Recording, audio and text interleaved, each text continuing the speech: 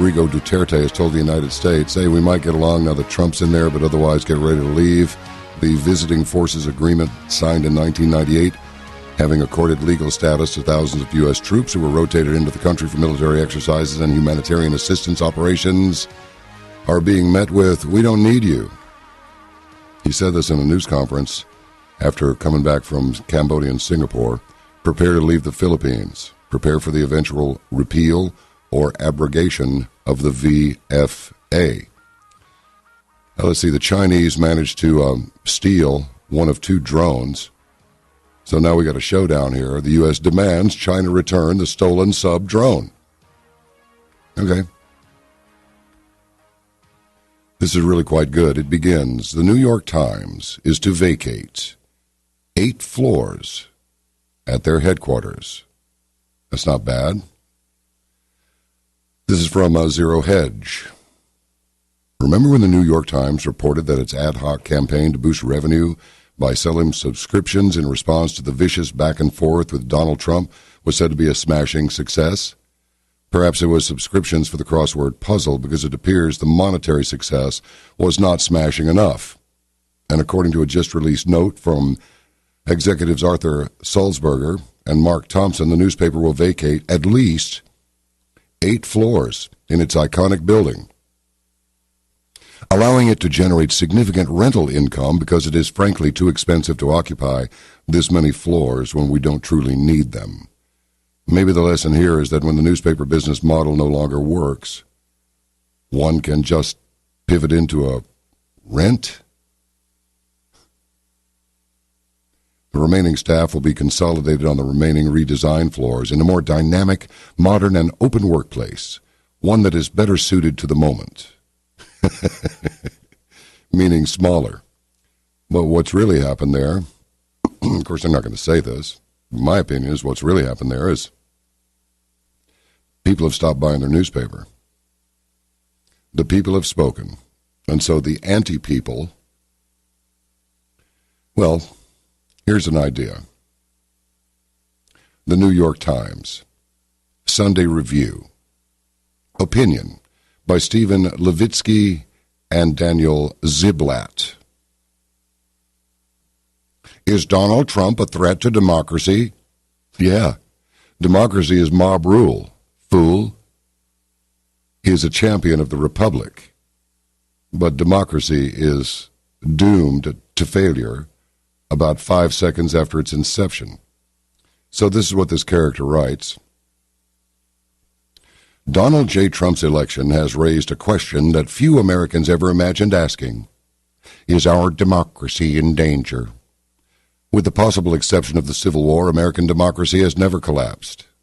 Except we never had a democracy. Indeed, no democracy as rich or as established as America ever has. Yet, past stability is no guarantee of democracy's future survival. You see, this idiot, in my opinion, I'm using the word idiot, our democracy, American democracy. No democracy, no guarantee of democracy. We spent 2 decades studying the emergence and breakdown of democracy in Europe and Latin America. Our research points to several warning signs. The clearest warning sign is the ascent of anti-democratic politicians into mainstream politics. Drawing on a close study of democracy's demise in 1930s Europe, the eminent political scientist Juan L. Lintz designed a litmus test to identify anti-democratic politicians.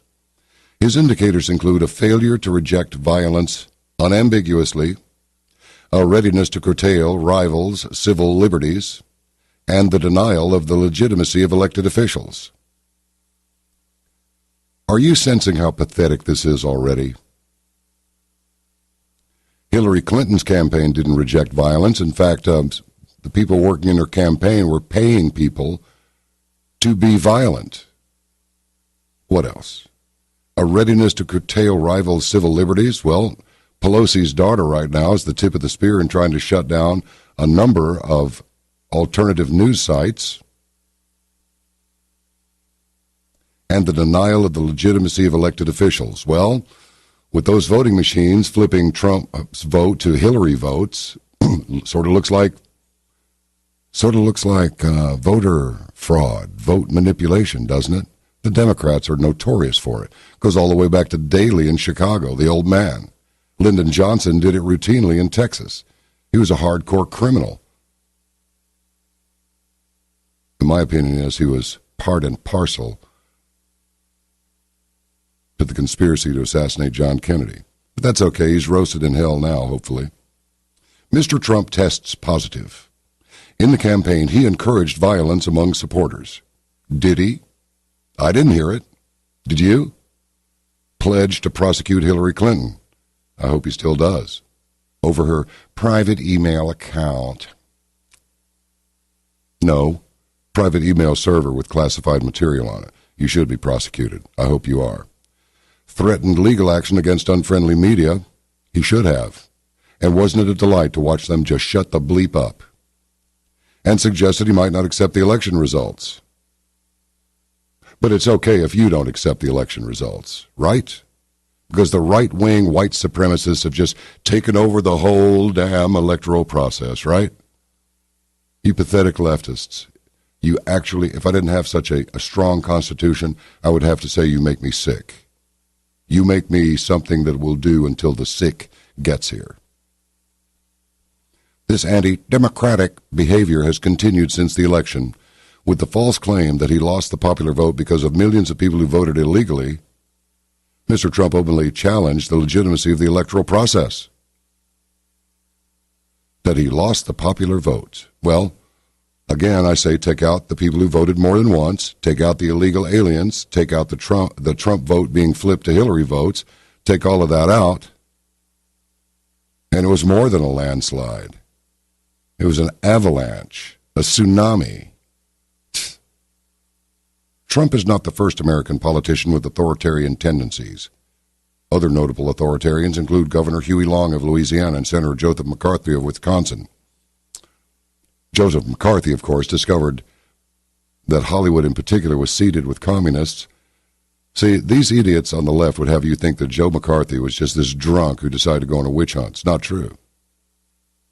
There were some real hardcore movement within the Communist Party, the Communist International, and McCarthy busted a number of them. But he ruined some lives. Yeah, well, you don't want to be standing around the wrong people when the pictures are taken, do you? So stuff happens. A little bit of good tissue, healthy tissue, gets cut out with every tumor that's surgically removed, so that's just the way it is. So much for equality, huh? There is no equality, except under the law and at the foot of the cross.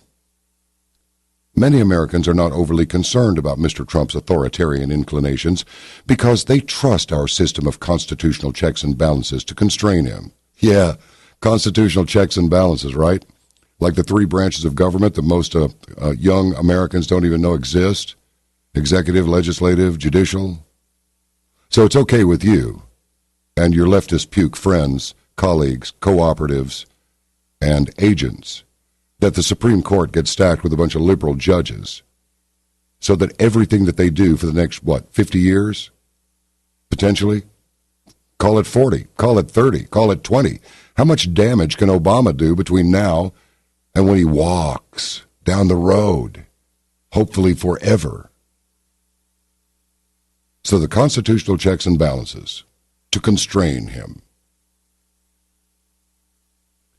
You know, what checks and balances would those be? This person doesn't even know what they're talking about, in my opinion. Yet the institutional safeguards protecting our democracy may be less effective than we think. A well-designed constitution is not enough to ensure a stable democracy, a lesson many Latin American independence leaders learned when they borrowed the American constitutional model in the early 19th century, only to see their countries plunge into chaos. Well, the Founding Fathers stated that it takes an intelligent, educated, aware population to support a republic. And going all the way back to the Greek philosophers, sorry, I'm getting my consonants messed up, democracies are doomed to fail. It's nothing more than mob rule, and look how they behave. The left, the Democrats, they behave like a mob. They even take to the streets like mobs. Well, there were so many violence acts directed against Hillary supporters. Really? When? Where? The only thing, even mainstream media, as lame as they are, they only reported attacks of leftists and Democrats against conservatives and Trump supporters.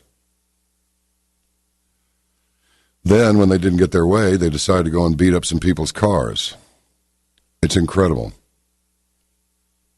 Democratic institutions must be reinforced by strong, informal norms, like a pickup basketball game without a referee. Democracies work best when unwritten rules of the game, known and respected by all players, ensure a minimum of civility and cooperation. Democracies, when unwritten rules of the game. Hold on. Let's break this down. Like a pickup basketball game without a referee, democracies work best when unwritten rules of the game, known and respected by all players, ensure a minimum of civility and cooperation. Maybe he meant to use modicum, but oh well. Norms serve as the soft guardrails of democracy. Democracy, preventing political competition from spiraling into a chaotic, no-holds-barred conflict. Well, was there anything civil about Hillary Clinton's speeches during the presidential debates? No. Just walked around with that grin on her face like a possum that's just eaten some fertilizer, and just going on and on. Well, Donald this. Arrogant, disrespectful, airheaded, poo for brains, criminal bag. I'll stop now. Oh, norms of presidential restraint are also at risk. The Constitution's ambiguity regarding the limits of executive authority can tempt presidents to try and push those limits. What, like Obama did with his stupid health care system? Yeah? Like trying to put a no-fly zone over Syria, a sovereign country, into which we were not invited. The Russians were.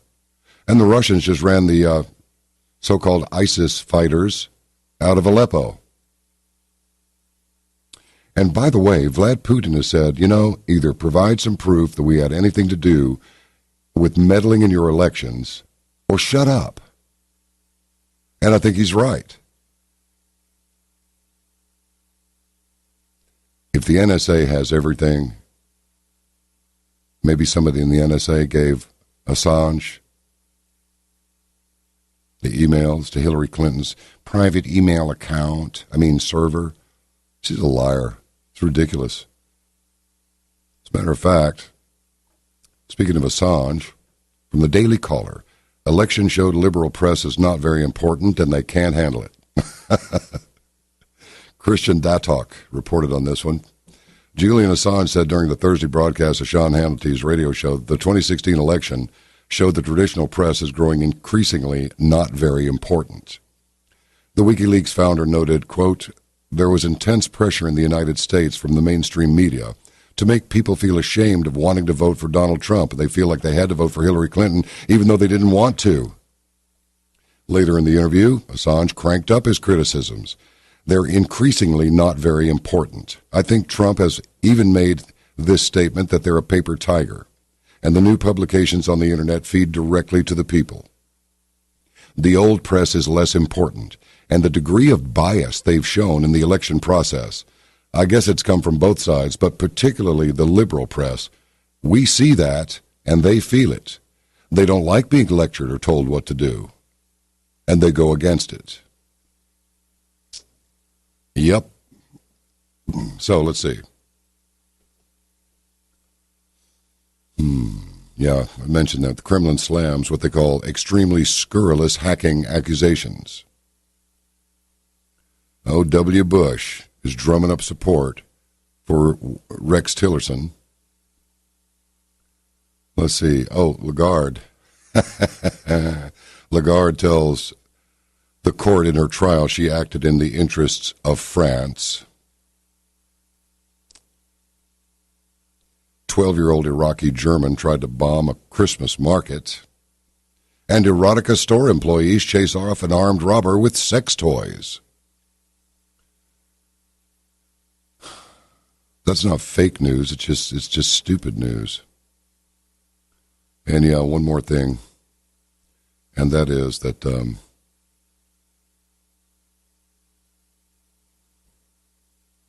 10 electors who are being led by Nancy Pelosi's daughter, Christine, have called for an intelligence briefing on claims made by rogue elements of the CIA that the Russian government hacked the DNC and John Podesta's emails. And of course, it's got to be to directly benefit Donald Trump. The 10 electors in question comprise 9 Democrats and 1 Republican. So they put a letter together and sent it to the Director of National Intelligence, James Clapper, and asked if there were ongoing investigations into ties between Donald Trump, his campaign or associates, and the Russian government interference in the election. As if it's a done deal, as if there was Russian interference in the election. There was no Russian interference in the election. Your little schemes to steal the election didn't work. You lost. And don't think you're going to get the electors to flip their vote from Trump to somebody else. That's not going to happen. And even if it did, you think the rest of us are going to go along with it? Well, we're not. And I'll state for the record that if that criminal scumbag, Hillary Clinton, ever became president, I will not do anything that she says. I will not. Nothing. I will not even acknowledge that she is president. We further require a briefing on all investigative findings as these matters directly impact the core factors in our deliberations of whether Mr. Trump is fit to serve as President of the United States. Well, you had a moron, half-black, skinny, light on his feet, little community organizer who never did a thing in his life except sit on his skinny backside in the state Senate and do nothing. He's the same little skinny backside he sat on when he was at Harvard. Oh, he was president of the Harvard Law Review. Yeah? How much did he publish? Not much. What were his grades like? And Joe Arpaio has gone through years and years of forensics, and he's got a heavy-duty team of forensics experts who've made it their life. Forensics, that is. Birth certificate's not legit. It's fraudulent. This guy was a Trojan horse. They thought they were going to get the same effect as was felt in Scotland after the massacre of those children up there, which really did happen. So we had Sandy Hook, and then we had Aurora and San Bernardino and Orlando and all this. It's all under his watch. And he's responsible. He's a failure. George Will, yes, America's first black president is a failure. What are you going to do, slash your wrists over it? Get over it. What, do you want the United States to leave this guy in power long enough that we wind up with a $10 trillion bill, $10 trillion on one bill? Well, that's where we were headed. It would have taken probably 10 to 20 years. I'm going to say 20, but it could very well have happened. The people have spoken. You're over with. Get over it. These electors also called on Donald Trump and his campaign to unequivocally prove that he and his staff and advisors did not accept Russian interference. Go take a run and jump in the lake. You're making the accusations. You prove it. From GatesstoneInstitute.org. This really puts it into focus. By Yves Mamou. That's Y-V-E-S, not E-V-E. To be published on the front page of your own newspaper. To open the news on your own television program, you must bring the killer news. The news that kills all others, and more importantly, the news that all other media will copy and paste. Talking to you, New York Times, which is over with, or soon to be, nearly departed. Journalists are obsessed with creating the hound pack of the day, and then enjoying the status of top dog. In hound pack logic, there can only be one news item a day, repeated and reprinted infinitely. Poverty can make a headline when data are officially released, but who cares about what poor people think? Who cares about what poor people think? The problem begins when people not on the radar become the majority of the population, and when this majority becomes dissidents, then when the invisible people, in the media sense of the term, engage in the democratic process and protest with a vote, it sounds like a bomb. No one saw it coming. No one could have predicted it. According to the media, the only poor who need help, support, and attention are immigrants. Other people who are poor, especially white people, do not, for the media even exist. And if they did protest, presumably, they would have no right to. Representing the middle and working classes as reactionary or fascist is very convenient. This avoids asking critical questions. When someone is diagnosed as a fascist, the priority becomes to re-educate him, not to question the economic organization of the territory where he lives.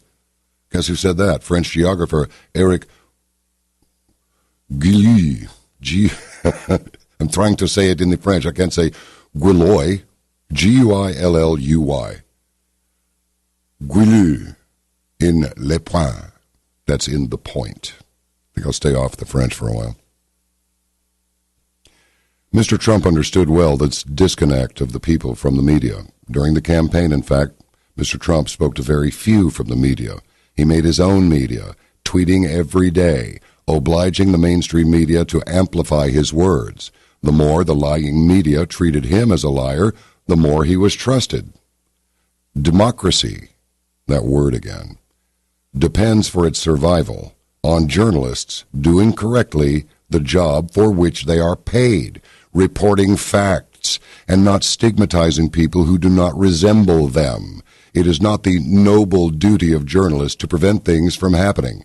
Just report facts, propose analysis, and let people think from themselves. New media have appeared on the Internet, in the mold of Breitbart in the U.S. and Riposte, La Ligue, in France. Many dozens across the U.S. and Europe. Their audiences consist of millions of readers. There is something wrong with the media internationally. In Great Britain, they were unable to listen to British people who wanted to Brexit. In the U.S., they were unable to listen to American people who wanted Trump. And in France, they were unable to predict the victory of François Fillon, who unexpectedly won the presidential primary election of the center-right party. In each country, the media and journalists stigmatized and labeled the majority of the people. Those who wanted to Brexit, such as Trump and Fillon, idiots and racists. So the question is, are journalists and media still people and companies paid to describe the world as it is? How did they go so wrong on such important questions, and go wrong so massively with almost no exception? The corollary question is, are the media just playing a game? And if so, what is the game, and why? For an answer, it is necessary to understand how the media works. First, it is important to abandon conspiracy theories. Many experts, with quotes around it, explain the lack of diversity, the one-sided orientation of information, by pointing to a supposedly oligarchic concentration of TV channels and newspapers in a few hands. This may sometimes be part of the problem, but only marginally. Media corporation owners want content they can monetize, and much of the time they might even not care about the content. They just want an audience as big as possible. As the French philosopher Marcel Gauchet put it, in the manner of the adage that money does not smell, one might add that the audience has no content. How does one then explain, in a period of multiplying media outlets, the uniformization of information? Fear. Journalists live with the daily fear of being not good enough. In this very competitive job, professional recognition comes with scoops and sensational information. To be published on the front page of your own newspaper, you have to have the killer news. Good journalists bring killer news, and killer news creates the trend. Once the trend is created, that a politician is nuts or racist, for example, it is useless to write anything different. The only choice is to join the swarm and bring the news that will prove that he is, in fact, even more insane and racist than he was the day before. I like this article. It's good. In a world where the audience is fragmented between the internet, social media, newspapers, radio, and TV, the good, recognized journalists are obsessed with creating the hound pack of the day and then enjoying the status of top dog. The more forms of media there are, the more journalists there are in competition inside the same organization and among other forms of media to print or air the same information, because in the hound pack logic, there can only be one news item a day, repeated and reprinted infinitely. Well, you know, that's true. So in other words, the reason that reporting is so bad today is because the margins are high when it comes to sensational news, but the margins are very, very low because there are too many journalists out there doing it, particularly in mainstream. The most isolated media of them all is mainstream. Like Megyn Kelly, we don't know how he'll govern. Go to CNN. Emotion and sensation. Do you know why Google is investing untold millions of dollars to perfect the technology of the self-driving car? It's not for safety. It's not for easier driving. They're doing it because it's stupid to let hundreds of millions of people concentrate on a road instead of surfing on the internet. This is the next revolution in technology. If cars and trucks can drive themselves, the available time for news, shopping, entertainment, and advertising online is maximized. I didn't think of that, did you? Google, Facebook, and hundreds of television stations and newspapers are actually fighting for our available time and our attention. The available time is the time not devoted to work, to driving, and to family. A few hours a day. It's a zero-sum game. Each second on Facebook is stolen from a newspaper or television station.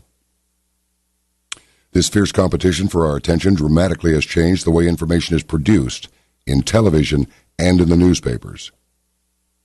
Rule number 1, the more sensational the television news, the larger the audience you get. Number 2, for television and the press, this emotional captivity led to another rule. Information is not what is important to the reader, but what can attract attention to the greatest number of readers. It's pretty good. The obsession with immediacy, money, of course, and power. Can fear, sensationalism, immediacy, obsession, and low salaries explain why journalist after journalist missed Brexit, Trump, Fillon, and so on? In a certain way, yes, but not only. Journalists are busy with power, political, economic, institutional, cultural. They're busy with prominent people able to do things, people in charge, powerful people in charge make news. A sentence from the president, the merger of two multinational companies, a murder in the street after a robbery, the latest Hollywood movie, the latest bestseller book. And journalists are overly busy with political consequences of the president's declarations, the economic consequences of the merger, the police statements after the murder, etc. And day after day, it is, in a way, the same story. Now, this article is really, really long, but we'll see to it that it's posted on Caravan to Midnight News. Caravan to News. No, but it is gatestoneinstitute.org/9585/media hound pack. And you can read the whole thing, because I'm telling you, we'll be here for another hour. This was a huge article and very well done by Yves Mamou. Okay? All right. What else? Oh, yeah. Mail time. Hi, John. I'm in Ecuador on business for a while. For information, your downloads don't go as fast as back home. Bummer. By the way, we're all over this thing. We have to do some backup servers, and we're doing it. They're placed around the world. Got to get them talking to each other. And, you know, there can't be all this work done without the occasional interruption in service. So, you know, please don't get excited. Don't get impatient. We're doing it for you. Otherwise, we just leave things as they are and run the risk of being shut down one day. Who knows? And the app is coming along. It should be ready. And I know I said it before, a few days. I'm thinking a week. I thought that their projection was a little on the overly optimistic side, and it was. But we're getting there, and they're working on it every day and night, 24/7. It's not as easy as just writing some code.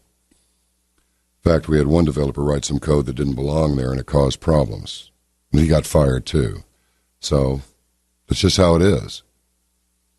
That's how it is with me. You know, if I was working a job and I made a mistake that cost the company money, I expected to get fired. If I said to them, hey, I messed up, I did it. There's nobody to blame, I did it. I'll do whatever you want to make up for it, including go away if I can't make up for it. So that's what happens around here. It just does. Going back to the letter here from James W.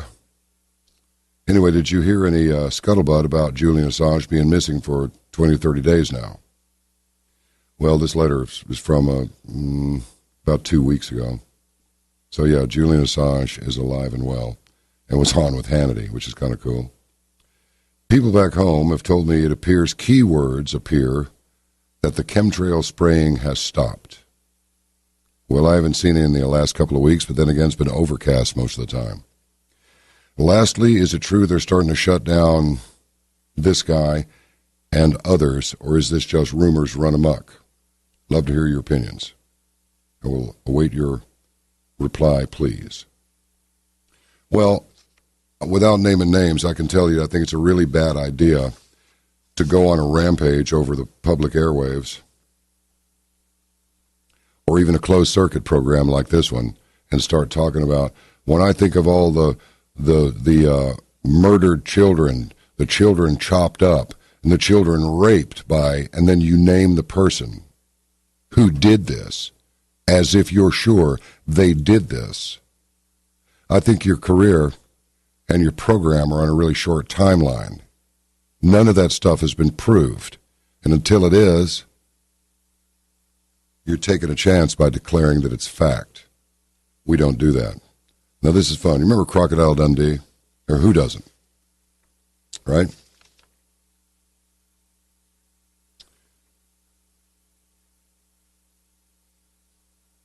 Well, Paul Chodine sent me this thing. You remember when that whole thing about this, Crocodile Dundee is walking with this girl, and this robber comes up, would-be robber, and pulls out a knife. He goes, that's not a knife. There's a knife. Well, if Crocodile Dundee were to pull out his knife on me after Paul sent me this gift, it would be Paul. I think it's Paul Hogan. Wasn't that his name? Crocodile Dundee? I'd say, Croc, that's not a knife. This is a knife. I mean, look at this thing. You know what this is? This is called a Blood Feud Jungle Steel Kukuri. If you get one of these, I don't think you should carry it in the car. I could just see the cop. Bleep sakes, what's that? Nothing, officer. It's just a Blood Feud Jungle Steel Kukuri knife. Nothing more. You got a license for that? No, not really. But I vow to use it judiciously. Maybe cut the end off a pineapple or something. Want one? Okay, let's see what else. I'm going to save some of these for next week because they deserve time and I don't want to rush through them. And I thank you for sending your emails and thank you for all these gifts. Somebody actually sent, they send all kinds of things. It's just amazing. 3 1943 mint steel, not copper, steel pennies from the World War II era. Amazing in their little case. It's just unbelievable. You folks are so generous, and I really appreciate it. I mean that. I not only appreciate or have awareness of of what it took to send that stuff, but also gratitude. Thank you very, very much. Now, Paul, you've got to send me an address because I got to send you a penny. It's just I think it's an Italian thing. But if anybody gives you a knife as a gift, you have to give them a penny. You have to pay for it because that ensures, according to a superstition, that you'll never have a fight. So I think when we're dealing with knives of that size, that's probably a really good idea, just in case the superstition actually, has something plausible behind it. All right? Okay, good. Now, I want to dedicate this song just a wonderful person, Dr. Dimitra Antimisiaris. We call her Dr. D. She's associate professor at the University of Louisville School of Medicine and leads the U of L Fraser Polypharmacy and Medication Management Program. How's that? This is an endowed program supported by a private citizen, and it is unique among medical schools in the U.S. and elsewhere, dedicated to help fight the growing problem of polypharmacy. What is that? Multiple drugs, cocktails, that kind of thing. Now, after working for 10 years within academia to develop and disseminate research, education, and clinical skills training on polypharmacy and medication management, Dr. D is taking the effort extramurally. I'm thinking that means off campus. I'll look it up in a minute. By creating a non-profit association of stakeholders touched by polypharmacy. The soon-to-be-launched American Polypharmacy Society will provide a means to include the majority of concerned stakeholders in the effort toward more rational medication use within academia, education, and research. Within academia, here we go. Within academia, education and research fail to connect those impacted by our unprecedented high drug use burden, such as law enforcement, employers, workers, families, students, athletes, departed celebrities. The moment Prince died, she knew exactly why. The military, state and local government, and many more. Kentucky is also ground zero for scripts, meaning prescriptions, per capita in the United States. Who'd have thunk it? As well as ground zero for opioid abuse in the United States. And the United States is ground zero for consumption of pharmaceuticals. Now, she started out on a mission to pass on the skills that were passed down by the last generation and to contribute her part to human excellence in the future. And she writes here, my little part. And she asks, why else would someone go into academics? That's a really good question. This led to the awareness that there is a race to the bottom, ongoing, in which the ubiquitous extraction of value by individuals devoid of an equal contribution of value will soon rob us and future generations of excellence and American exceptionalism. I think we'll just bring her on right now. Dr. D, it's good to see you again. Hi, John B. and all the caravanners. It's so good to be back. You know what?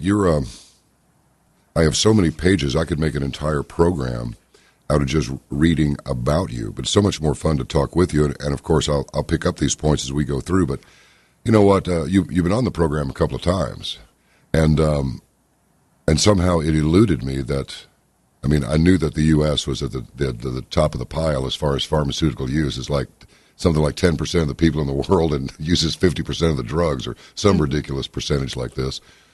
But I had no idea that Kentucky was opioid central or prescription, otherwise known as script central.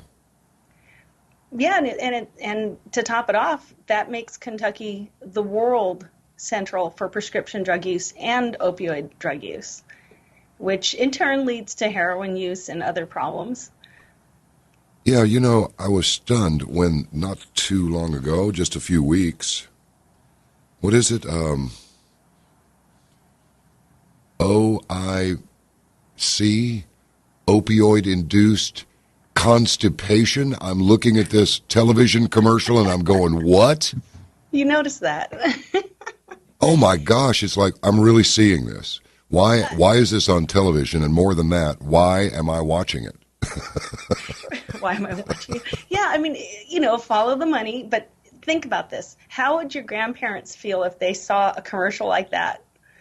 They would have just laughed like crazy, because you can see that the pharma companies have discovered, because there are trends, as Gerald Celente would say, there are trends, and the trend towards opioid use should create a really good market for a drug that treats opioid-induced constipation, right? Right. So that's how the whole pharma industry works, and that's what's led to our high consumption of pharmaceuticals and opioids. So as far as just scripts per capita goes, Kentucky is, I think, this year we are at 23 scripts per capita, and the United States average is about 14. And for example, in Pakistan, the average is 3.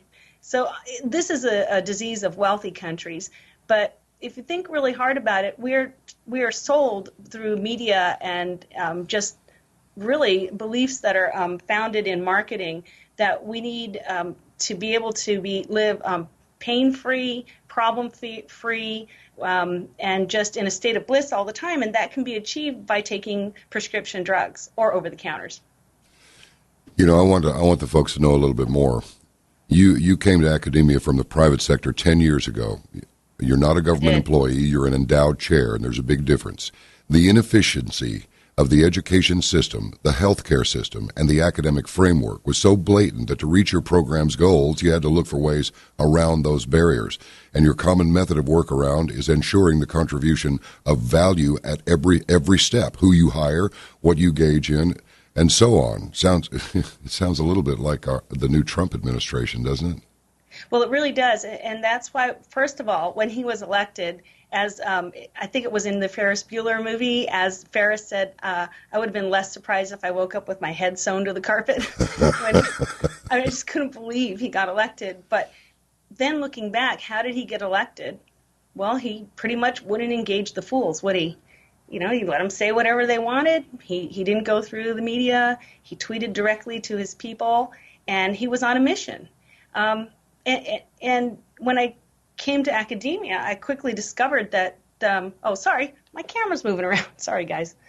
I quickly discovered that the person who donated the money to start the polypharmacy program was a private citizen. So people say, why would you go to academia? There's no money in it. It's frustrating. It's kind of a matrix of rank and handlers. So what happens is, let's say your pot of money ends up in a certain department. Well, the people above you will identify that money and say, we can use that person to do our mission.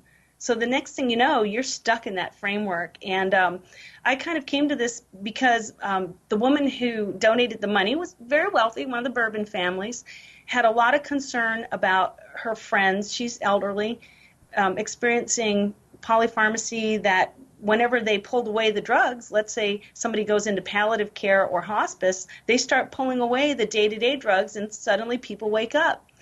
And so she realized that the only way to fight this problem of polypharmacy would be through a grassroots effort. And the whole thing is that the government was not going to fund through grants studying polypharmacy or cures for polypharmacy, because of a lot of reasons, like, lobbyists and other people who influence the whole grant funding mechanism. So first of all, that's why I came here from the private sector. I mean, you kind of got to have a hole in your head to leave a job that pays more, that you don't have to take homework home and you don't have to fight political battles. But that kind of put me in a good position within academia. I know that you've had other persons in academics on your show, and one of the things that's been a good tool for me is to stand up to people who try to handle my resources and energies within my program and just say, I'm the only one in the room who can make more money by stepping outside the walls, by going extramurally. So back off, or else I'm gone. And so that's been a big bonus for me. But it also meant that to achieve anything, I couldn't do it within I call it the matrix of the university. So I've had to go outside and partner with stakeholders. I was mentioning that, for example, law enforcement, they are keenly concerned with the problem of polypharmacy. You can imagine why. I talked to one detective who told me that one time he pulled over this old lady, like Ma and Pa Kettle, driving a truck, and really not because they were driving badly or anything, but I think because of their tags. And he got in there, and they were acting very strange. And what he discovered was that they had a cache of prescription drugs. And then, they were prescription drugs that were not in their name. And so there's a lot of crime around these prescription drugs. For example, the street value of one oxycodone is about $40. So if you're an elder, you can go into the clinic and you have rightly a cause to need pain medication, and you say, doc, my back hurts, and next thing you know, you've got 100 oxycodones, right? Well, times $40 a pill. Think Wow. about it. That's more than your Social Security check. So the prescription epidemic is causing a lot of crime. You have the boomers who are aging, who are, for better or worse, grew up with sex, drugs, and rock and roll, and they fall into opioid addiction at a 50% rate. I'm sorry, their risk of addiction is about 50%, whereas the World War II generation, their risk of addiction was only 9%. So this problem of prescription misuse and abuse and the crime that goes along with it is of huge concern to everybody, not just academia, not just healthcare. And I found quickly that while I think we've done some good, we've written a lot of the training on how to manage multiple medications. To really get at the root of it, you have to get all stakeholders involved, which is why I'm going to have to take it extramurally. Dr. D, let me ask you something. What's the difference between oxycodone, Oxycontin, and then the stuff that they usually prescribe, which is hydrocodone, which I think the brand name is Vicodin? Now, I know this because in 2008, I had 2-3 surgeries, and every time they'd give me some hydrocodone or they'd give me something. And I asked them to, would you give me, if you're going to give me that stuff, would you give me something that doesn't have acetaminophen in it? Because I understand that's not real good for your liver. Mm-hmm. And so it wound up being a combination of the painkiller and ibuprofen. I don't even remember what the name of it was. But yeah. But what is the difference between these drugs? I thought an opioid was an opioid. Are some of them time release? I think some of them are time release, right? That's right. OxyContin, contin like continuous, that's time released. So one of the problems is, let's say a time-release drug is a once-a-day drug instead of a 3 or 4 times a day drug. Like oxycodone would be, you could take that 3 or 4 times a day. OxyContin, you take it maybe 1, maybe 2 times, depending on how your body metabolizes it. When something's time-released and we alter the structure of the pill and we crush it, that releases 24 hours worth of drugs all at once. And that's why you see a lot of young people who buy these on the street, and then they crush them and they snort them. Well, what they're doing is they're almost like mainlining a very strong opioid. And depending on how frail they are, a lot of times people who are opioid addicted stop eating because they're in lieu of eating, they're taking drugs. Addiction really is a neurochemical phenomenon. There's food addiction. There's, alcohol addiction. Any addiction really is ramping up dopamine and other chemicals in your brain. So sometimes when people become addicted to opioids, they feel kind of good and kind of forget to eat because those centers of the brain are already being stimulated. If somebody who's very weak and frail, you can tell when somebody's been addicted to like crack or meth for a long time, they look very frail and have really bad teeth, and it's because their primary source of sustenance and sustaining themselves is the drug.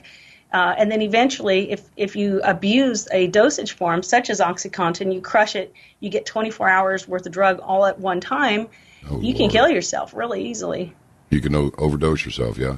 Yeah, very easily. So these celebrity deaths, like Heath Ledger and others, later what they found out was it's a mixture of opioids and other controlled substances that suppress the central nervous system, oftentimes prescribed by separate doctors who are unaware of what the other doctor's prescribing, because, these people get around. Oh, boy. And, I think in Heath Ledger's case, he had a flu or a cold. And those over-the-counter cough and cold products, they're not benign. You can't just, swig down a gulp of NyQuil and expect to, bounce around and perform at your highest.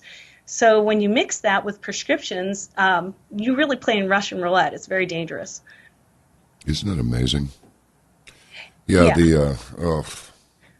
I mean, I don't, it's funny.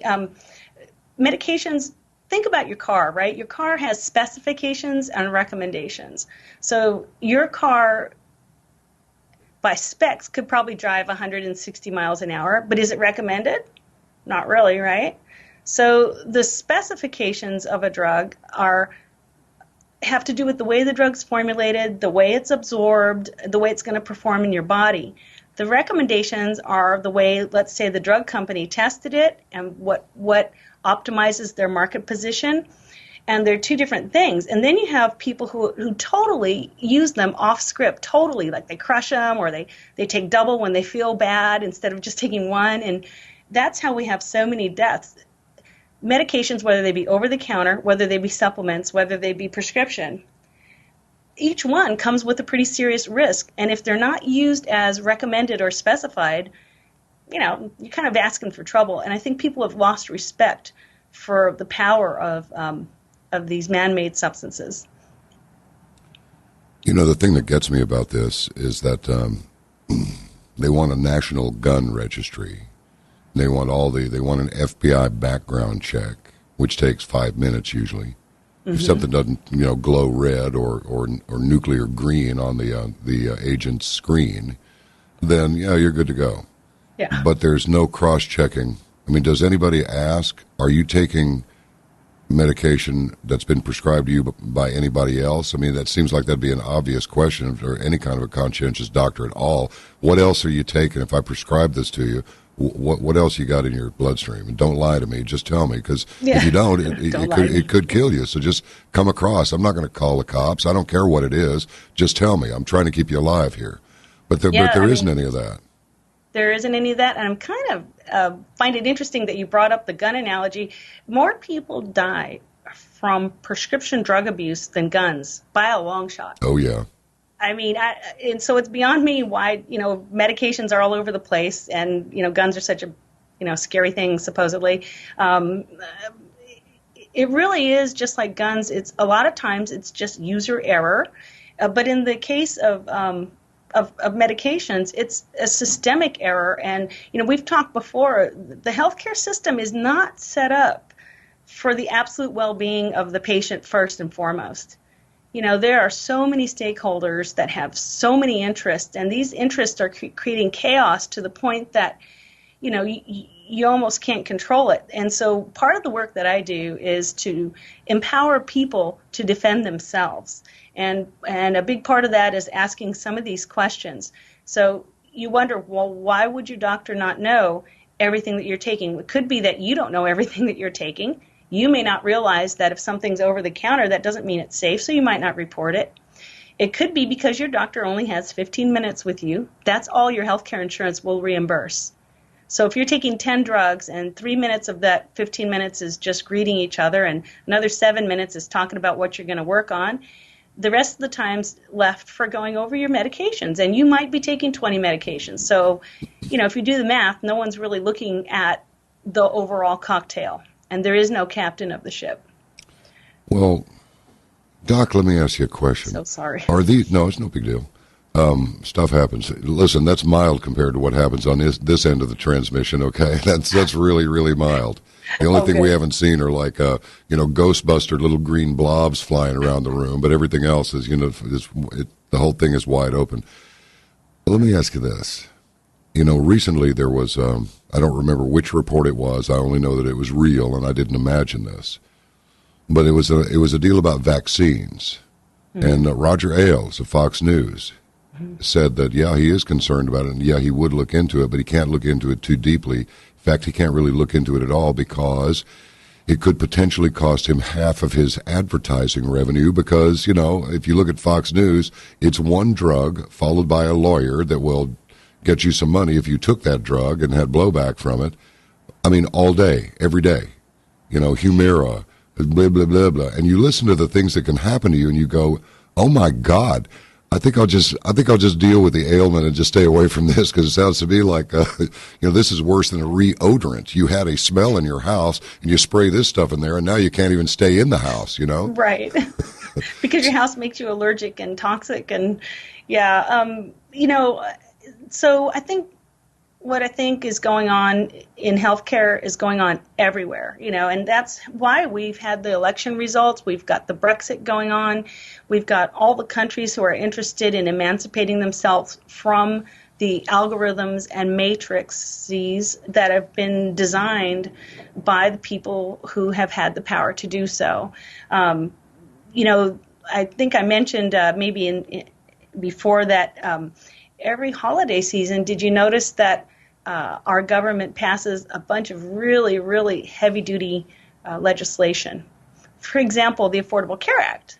That came through in 2010, and it was, of course, during the holiday season. And the whole idea was, we have to get it passed. We have to get it passed before the holidays, and everybody, leaves for holiday break from Congress. But in reality, people are very busy in early December. And I don't know if you've seen that trend, but I've noticed it, that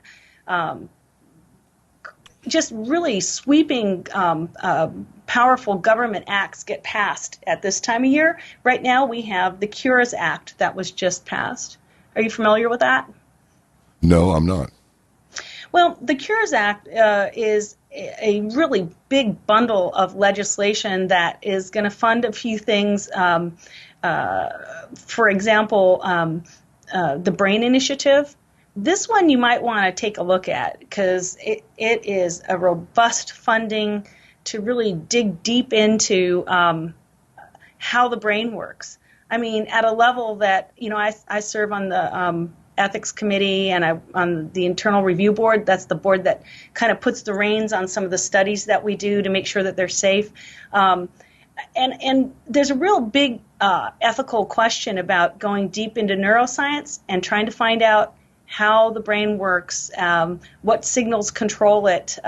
It's a little bit kind of like the Borg, honestly. And if you go forth really quickly in that kind of research, but you haven't set up some kind of ethical standards or rules, then that can cause problems for society. Think about,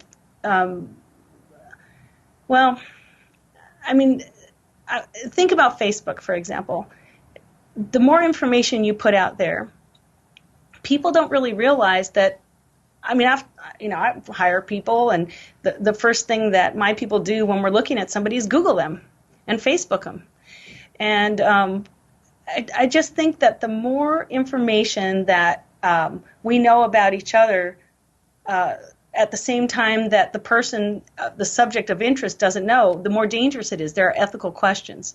So the BRAIN Initiative is one. All these different stakeholders are invited to apply for this grant money. We're talking billions of grant dollars, and DARPA is one of the stakeholders that's invited to apply. Universities, biotech companies. It doesn't say that Joe Smith down the street who has a mechanic shop can apply, nor can Joe Smith make their way through the matrix to even submit a successful application. So what happens with this funding is you have to have the ability to speak the language and work within the framework or the matrix that has been set up to be able to even get the funding. And then the funding prescribes what is done with it and how it's studied. So it's a little bit like Common Core testing or any other kind of standardization of initiatives. It kind of constrains what happens, but it also gives power to the handlers who make those constraints. So BRAIN Initiative's one part of this Cures Act that was just passed. I think it was passed yesterday, actually.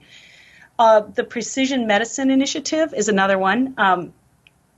That one has to do with getting everybody's genetic information, their environmental information. And I guess my question about that is, would you do 23andMe, or have you done 23andMe? You know what that is? I have not. Yeah, it's a genetic research deal. Yeah, it's like, if you want to find out what your ethnicity is. I never share intelligence unless I have to. Bingo, exactly. What do you think might be the problem with DNA, everybody probably wants to know this stuff. DNA cataloging and absolute identification in furtherance, ultimately being able to identify a person from an orbiting satellite and know that with a high level of confidence that it is, in fact, that person based on a record they have of their DNA code. Yeah, exactly. I think that's a problem. You will introduce a lot of biases. So, everybody gets upset about racial bias. Yeah. Well, just wait till we get everybody swabbed and we start having serious genetic bias. You can see it, right? You it's going to make Dr. James Watson look pretty good. I'm pretty sure you know what I mean. Watson and Crick. Yeah. Yeah, for sure. And, so I really have misgivings about this precision medicine. Not that I think all these things are bad things. It is, God gave humans the ability to strive for excellence and the ability to innovate. But somehow we fall down on the ethical and moral duty to one another to do so in a ethical fashion. So that's what worries me about these. Joe Biden has been lobbying for what's called the Cancer Moonshot, and that one is part of this Bundled Cures Act. And the Cancer Moonshot is to give a lot of money to try to research cancer and put it into cancer, which, of course, is a great idea. Again, the problem is the money is given out through requests for proposals, and the proposals have to fit a certain matrix, and they only fund what they want to fund. So, for example, there are places where people live to be well over 100, and they never get cancer. And they do whatever. They play in the sun, all these things that trigger cancer, right? They play in the sun, they drink, they smoke, and they live over 100. Yeah. Trust me, they're not going to give money to study that. And so this is the problem I have with this. At a time when our country is in terrible debt, we are funding all of these things that are controlled, again, by the people who write the requests for proposals. And controlled, it'll say, we want to study, let's say for cancer, we want to study, let's say, a certain pathway with a goal of designing a certain drug. Well, who do you think influenced that call for proposals? The drug company, right? Absolutely. Yeah. So they're not going to study the guy in the Bahamas. I remember running into this old guy down there in the Caribbean who was like blind, sitting on his front porch, having a good time. He was 102. And yeah, he was exactly that guy. He got lots of sun. He drank a lot and he smoked a lot. And as somebody who's worked in geriatrics all my life, I used to review nursing home medication charts. Every 30 days, you have to review each resident's chart for medication safety. That is one good federal law, actually. And in doing thousands and thousands of cases, eventually you start to see a trend. Every so often you come across a 100-year-old, and that 100-year-old is only taking about 5 medications, or if that, maybe 1.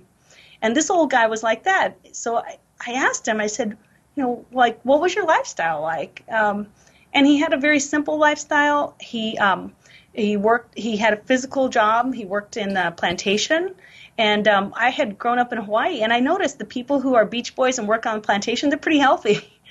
Yeah. So these fundings are not going to go to study how we can all live more healthy and more civilly and more happily with one another. They're going to study how we can develop more vaccines and gizmos and stuff to give to people and sell to people. You mentioned the second law of thermodynamics, and it was boiled out. I've been hearing this. My lifelong friend Eddie May works for one of the big aircraft companies and has for decades up in the Pacific Northwest. Oh, you mean Boeing? I think it's Boeing. Yeah, I think it's Everett is the city. Anyway, it's in Everett. Yeah. Yeah, that one. Yeah. He's a pilot, too, and he's a great pilot. He's been flying for it. Well, he was 17, I was 16. We went out in a little tail dragon Taylor craft owned by his dad. We didn't toss some cans out the window, and we spooked a couple of cows, but that was about it. We buzzed a cow. It was wrong. I hope the poor thing was able to give milk, wasn't too upset about it. But we only did it once, I mean, we didn't almost hit the cow, but she ran. And her buddies did too. But anyway, I digress. He made the comment, and this guy's 16 years old, and I was 15. It was 16 and 17 when we went flying. But before that, I was 15, he was 16. And he said, everything in the universe seeks a higher level of disorder. I said, that's true. You can coil up a rope as neatly as can be in the trunk of your car, and you go back in a week, and it's all over the trunk, as if somebody went crazy with it. I mean, that's a rudimentary example, but it's really true. And I'm wondering, you go back to Ayn Rand, don't you? Mm-hmm. There's no money in a well-ordered, law-abiding society. Talking with Mike Presnell, who's been in border security and drug interdiction from Detroit to Colombia, South America, for 30 years. And I said, Mike, here it is. And this is on live radio that we do Saturday night on KLIF from 10 to midnight Central, just in case you want to listen to it. Just remember Cliff, KLIF. Cliff, okay. You get an iHeart, streams all over the place.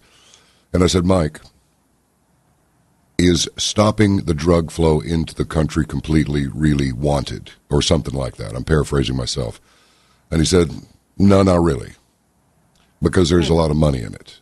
I mean, it is known that this government let a 747 full of blow come into the United States and land in exchange for help against the Zetas. It was Sinaloa had owned the plane. It was their cocaine. But they let them land here. And we know that little guy, Gary, what was his name, that got whacked out in California because he exposed the CIA dumping all kinds of cocaine, and there was too much bulk. There was too much volume. So they just made crack, and it became this huge epidemic right there in South Central L.A. And it was our own government that did it. And it was the coke that they got from, well, we don't got the money for any weapons. Well, I'll tell you what, we'll give you the weapons, you give us the cocaine, and we got a deal. I mean, can you imagine such a miserable... Yeah. I mean, that's deliberately victimizing people. That's criminal. But our government did it. So, there's not going to be any move unless somebody stands up morally, and that's what I like about you. Now, I'm going on and on here. No, but this is a theme. I mean, this is a theme. So back to thermodynamics.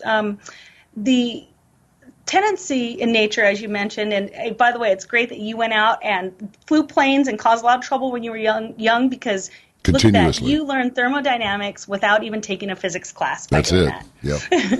So if you put something in your trunk, it's going to get disordered over time. And basically, it's a law of nature. It is a law of spirituality. It's a law of just society. If you don't put energy into creating order, the natural tendency is towards what we call entropy or chaos, things getting disordered.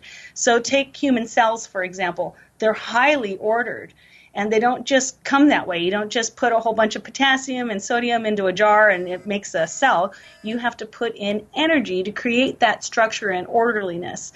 And unfortunately, we have had a system where, like you said, a lot of people have made a lot of money off of chaos and disorder, and unfortunately, the other part of that law of thermodynamics is you lose a lot of energy to heat, and that, in other words, you lose things. Like, for example, with the meth or the crack, you lose lives. So there's chaos. Somebody made money.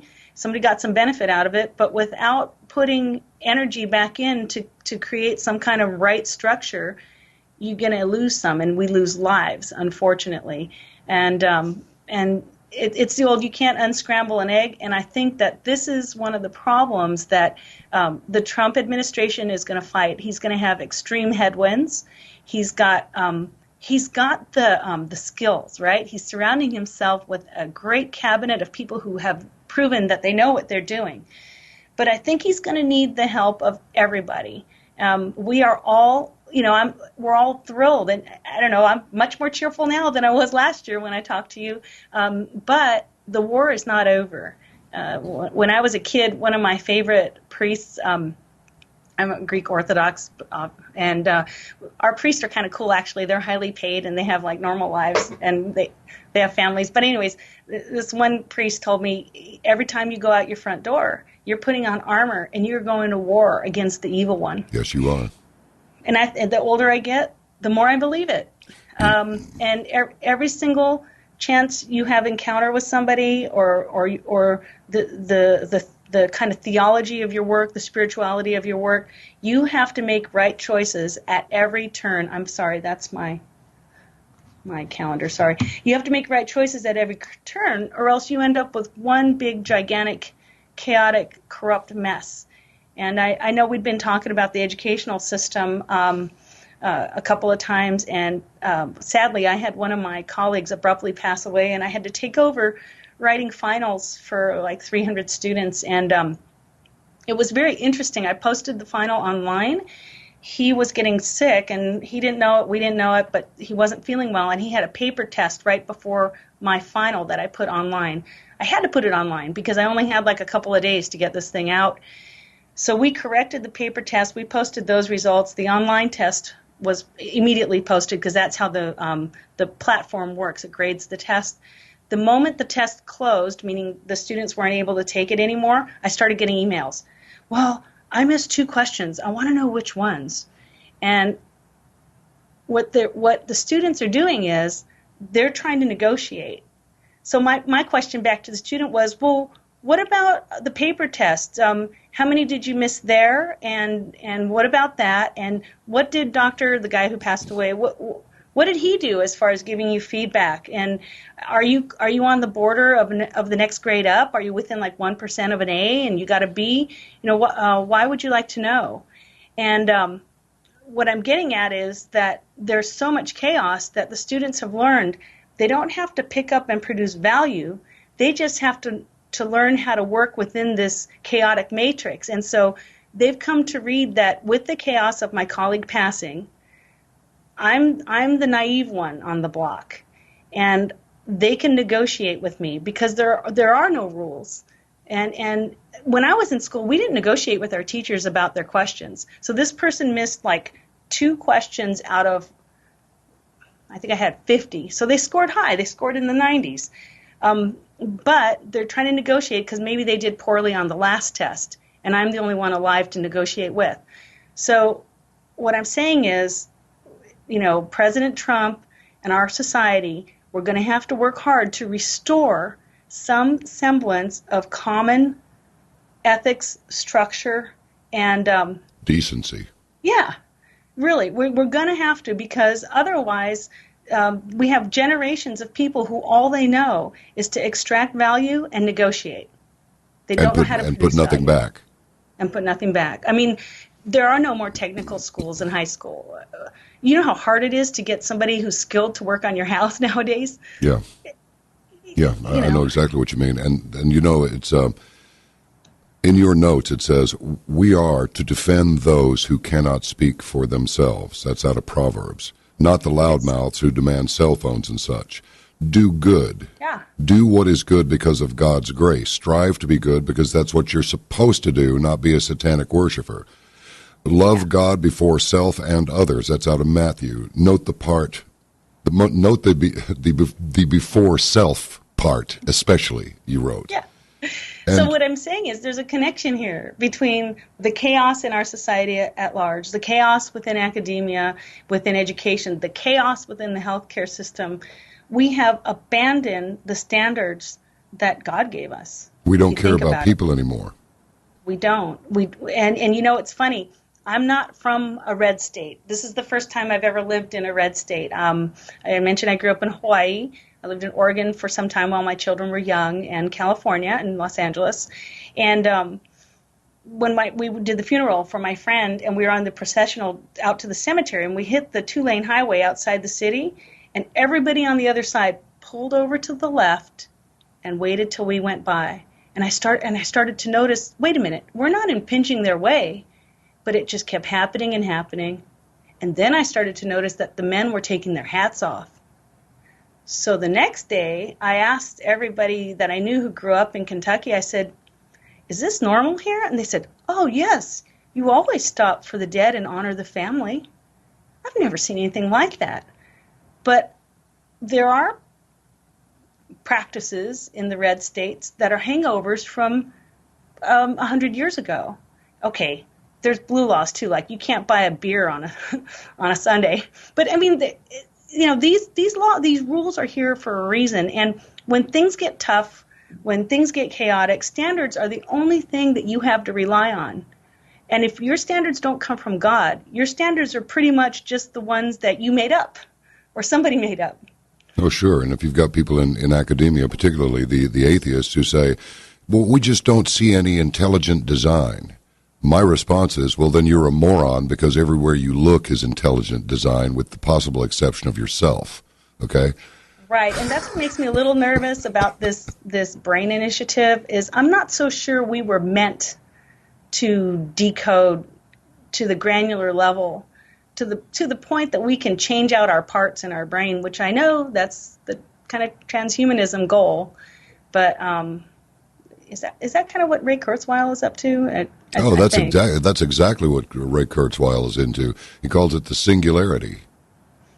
Okay, I'm going to go out on a limb and say I don't think it's possible.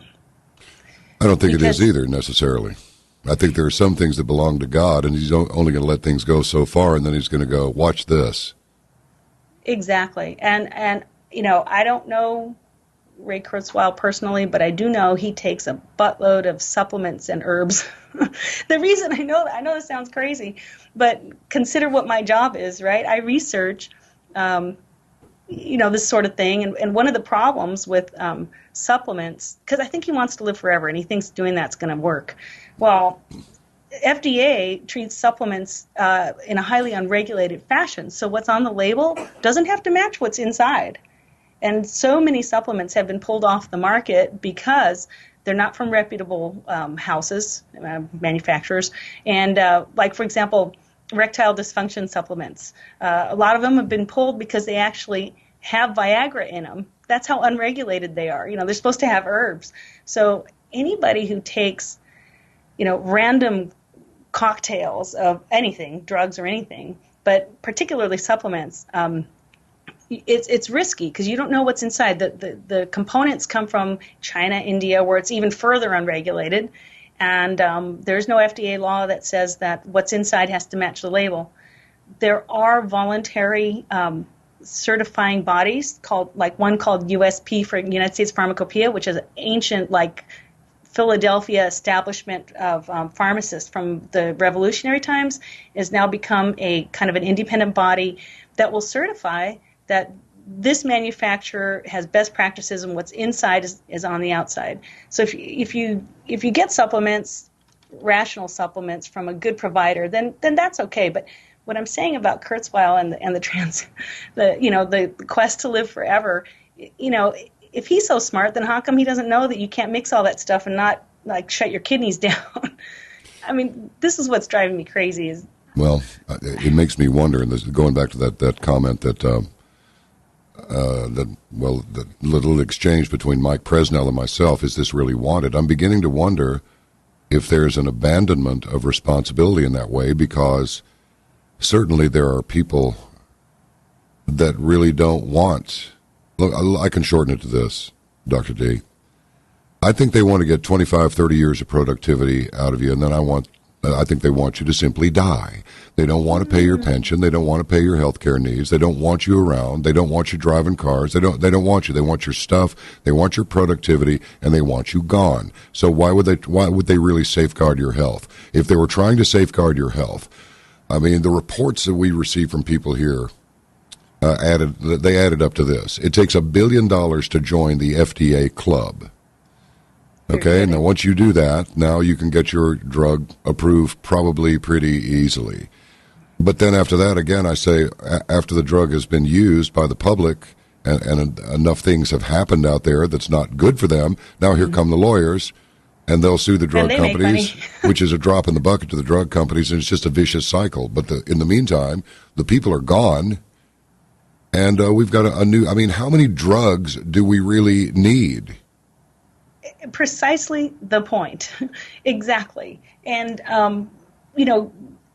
that said, yes, drugs do help people who, in a lot of circumstances, but the ubiquity in which we use drugs on an everyday basis,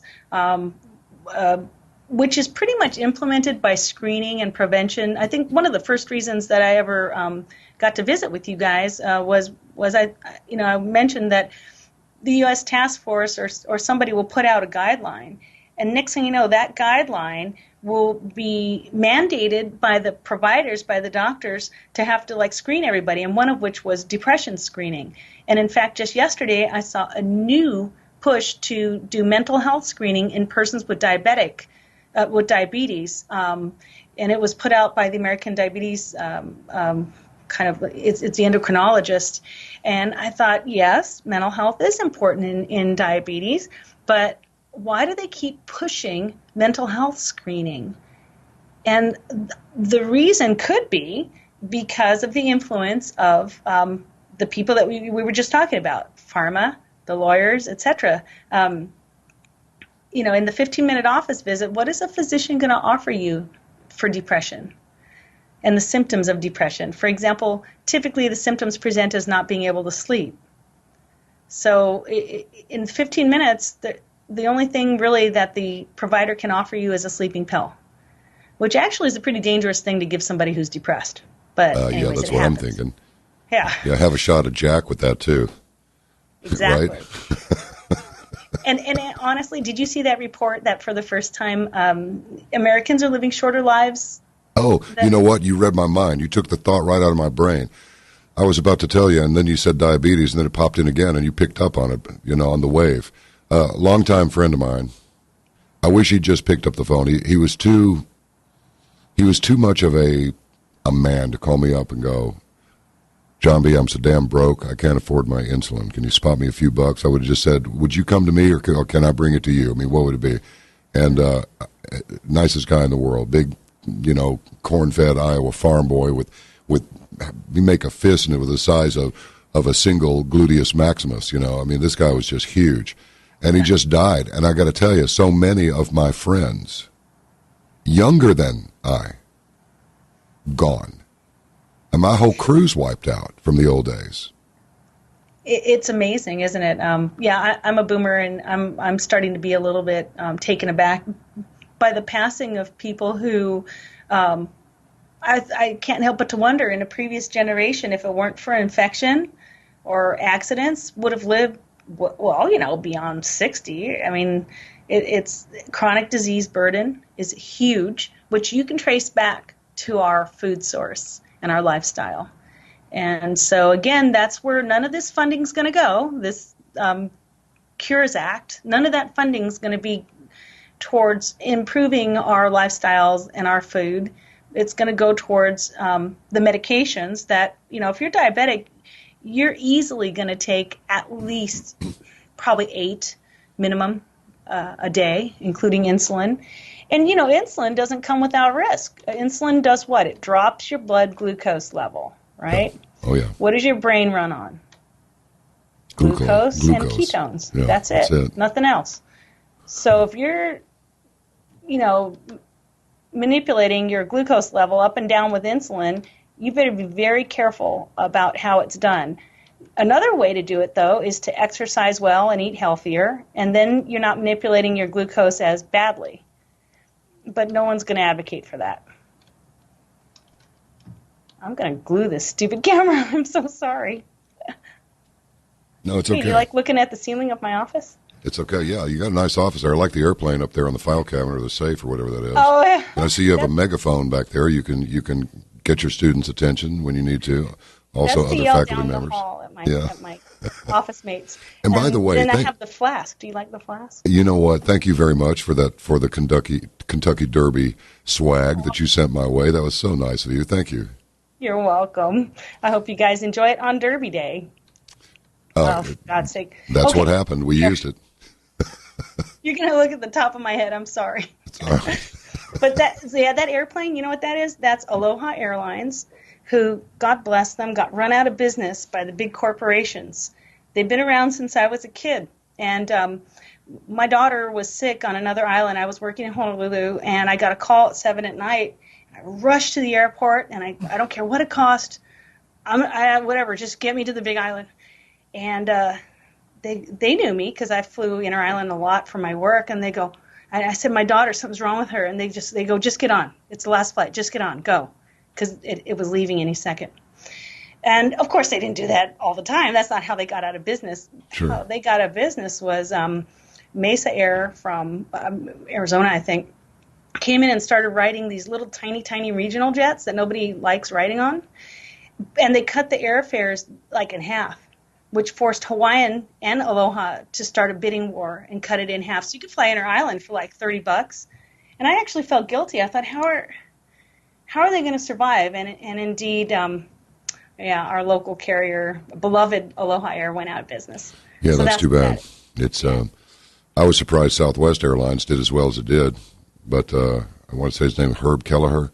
He was a smart man. He ran that thing right, and it still runs right. But there was a huge movement to try and crush that airline.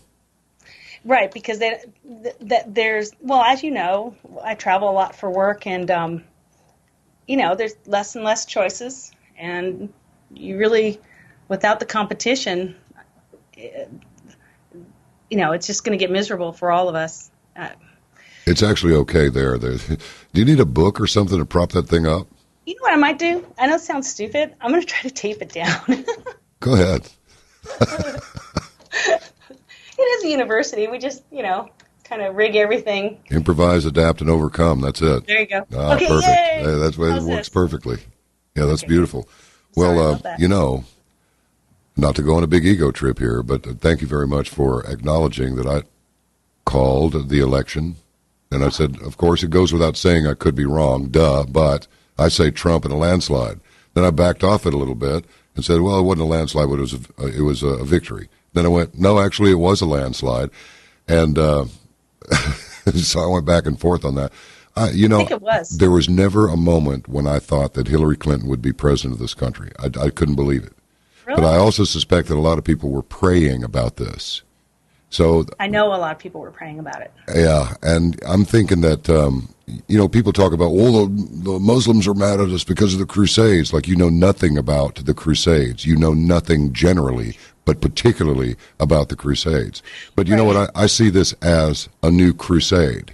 I do, to recover what was lost, to restore what was lost, to set order, to bring peace, and get rid of this rabble and these insane leftists who, I had an opportunity to go left or right, but they made no sense. They made no sense.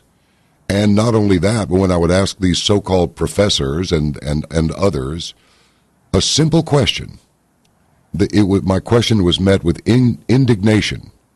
How dare I ask a question that would demand a rational answer? And they wouldn't give it to me. And they began to slide off into just little oblique insults and little digs. And eventually I just let a couple of them have it. And when I did, you know what the response was? Not a thing. Silence, and it looked as if they'd been stabbed in the heart. They said nothing, just sat there. And I walked and dropped their class. So good for you. Yeah, like you said, don't buy it, right? If you want something to go away, don't buy it. That's it, and it will go away.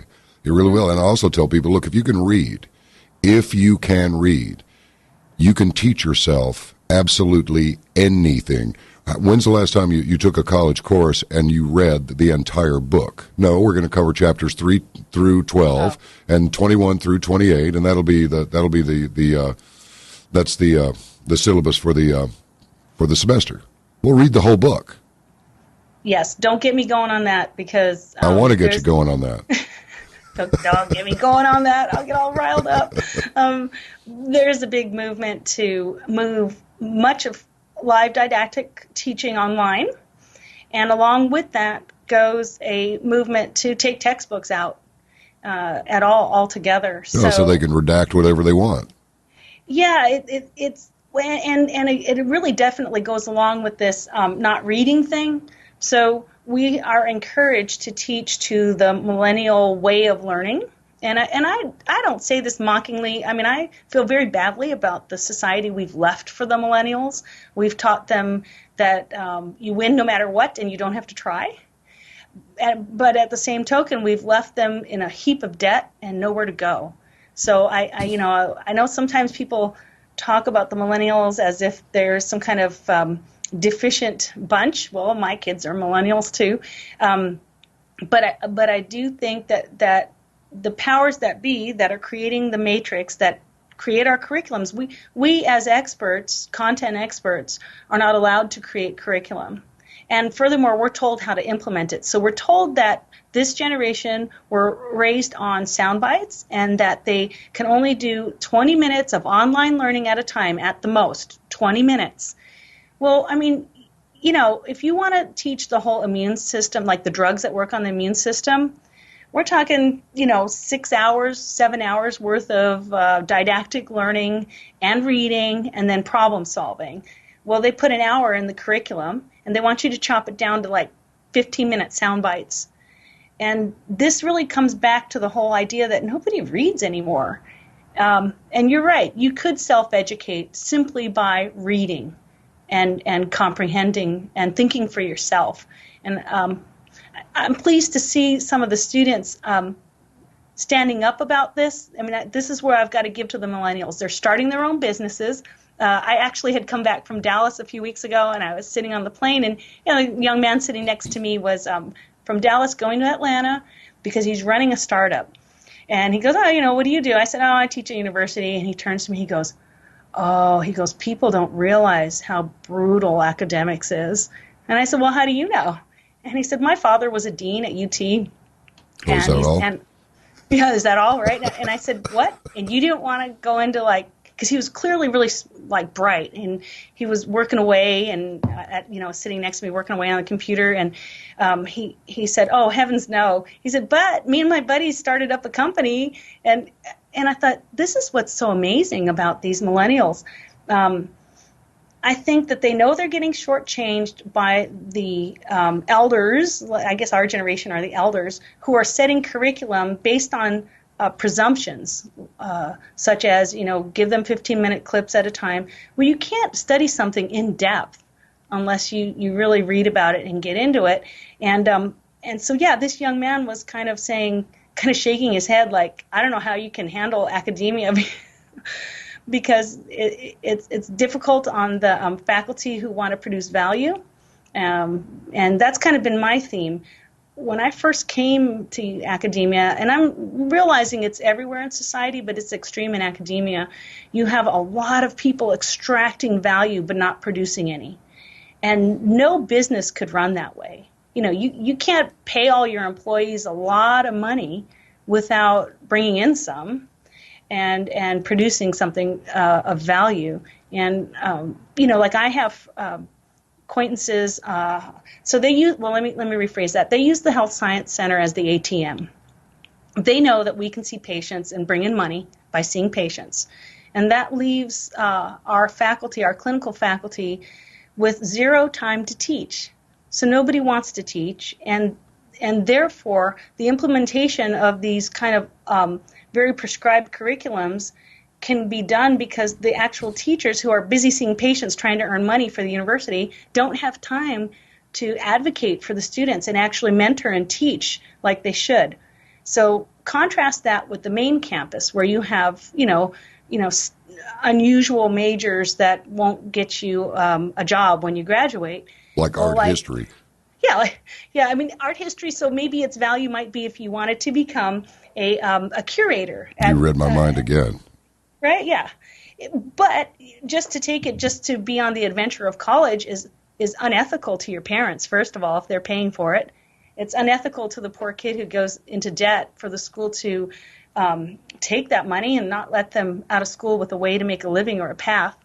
But furthermore, a lot of the faculty who, are not in the ATM called healthcare, I had a kind of a conflict with one guy who was going to Croatia and Vietnam to study theater on the university's dime and did it repeatedly. And I thought, what does Vietnamese theater do for us? I don't understand.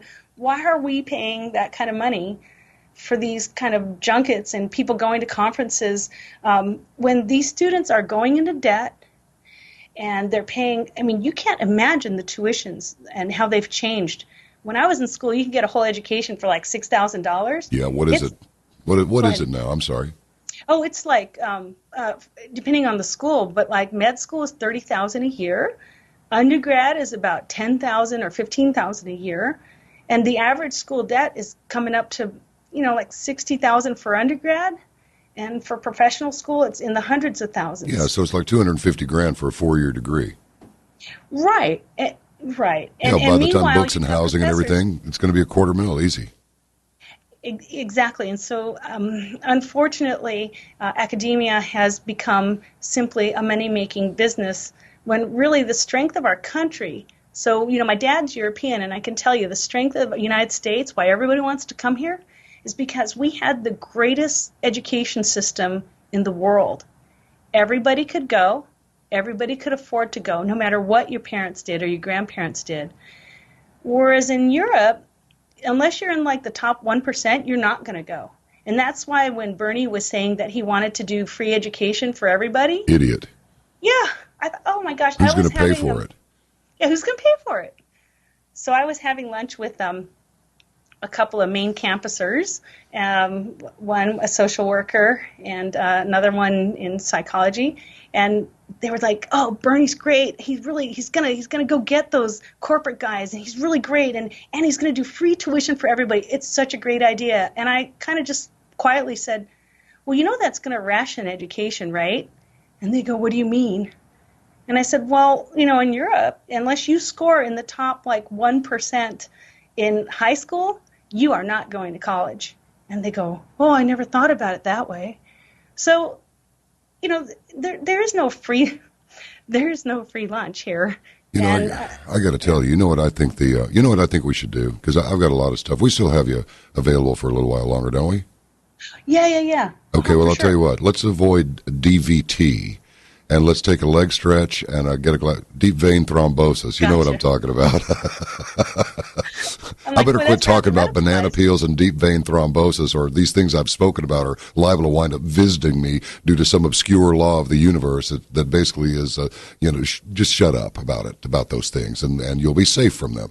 And we'll resume in 5 minutes. Sure, my favorite subject. You know what? I'm so happy that this has happened. The left's ridiculous weakness, the fraudulent nature of their whole agenda, everything has been revealed, and I really believe this. And look, I have to qualify what I'm about to say with this. I am no less a sinner than anybody else. I have told people on this program my use of profanity has been absolutely monumental. I'm not proud of this. It's just kind of automatic.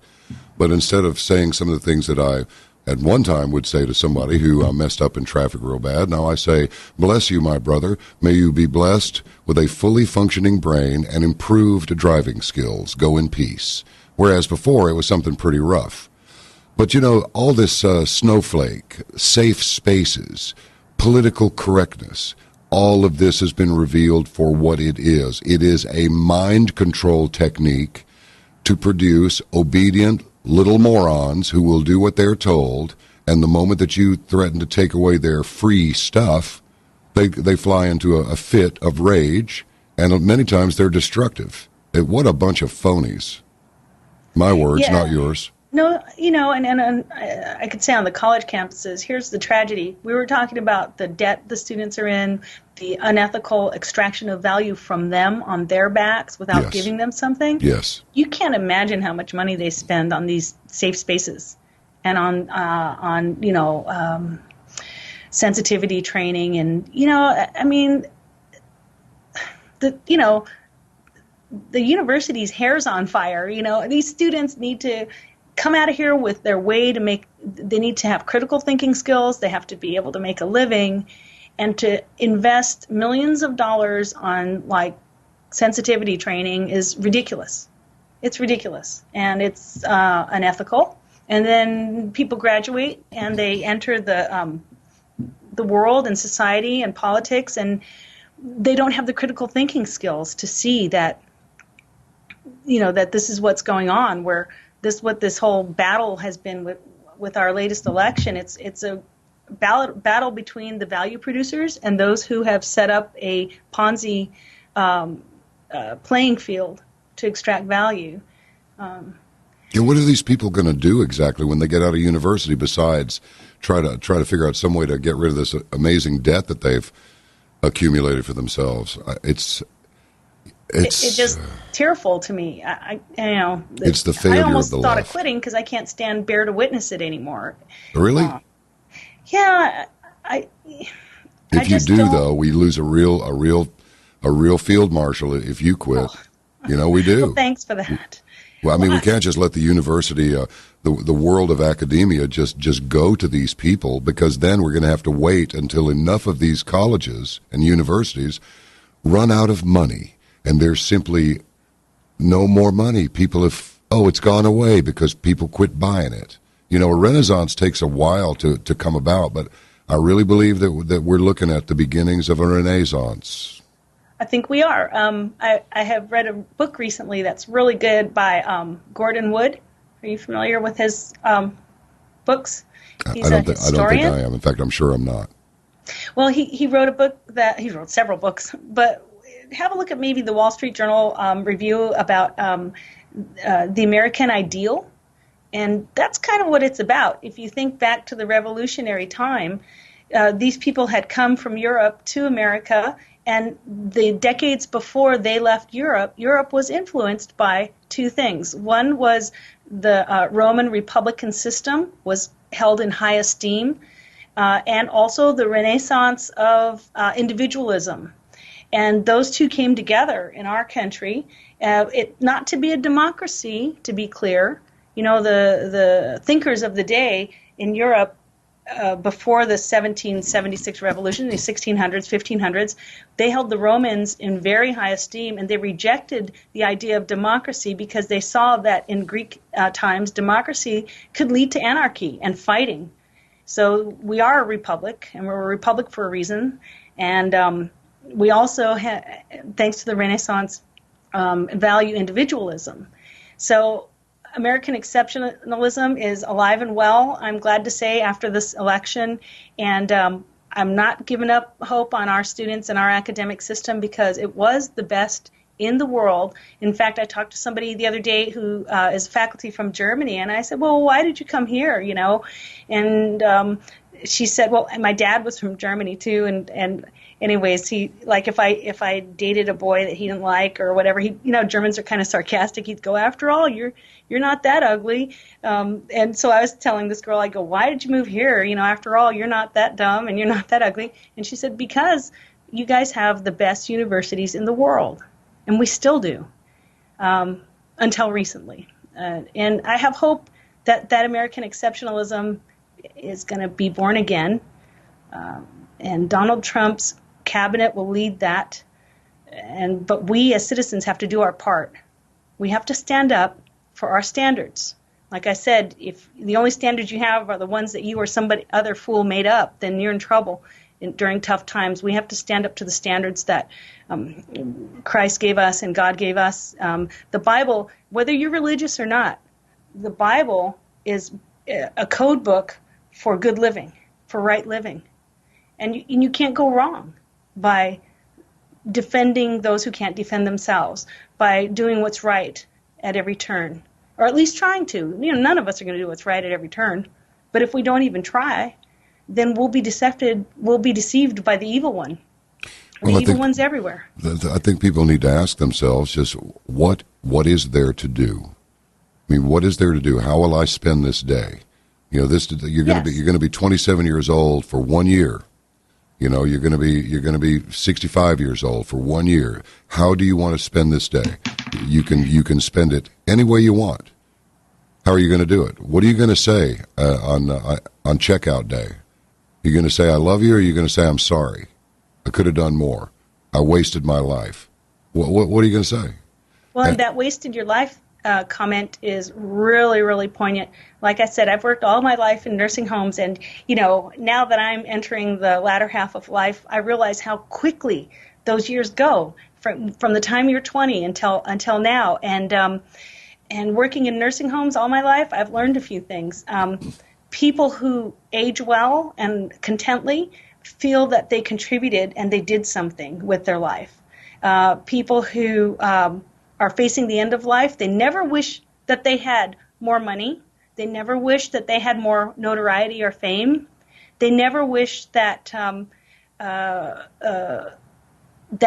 that they had any power, really. What they wish for is the respect and remembrance of their friends, great memories.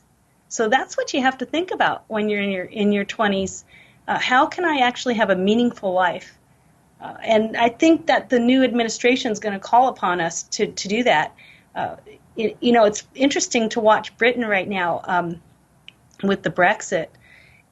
The people as a whole have had to stand up together.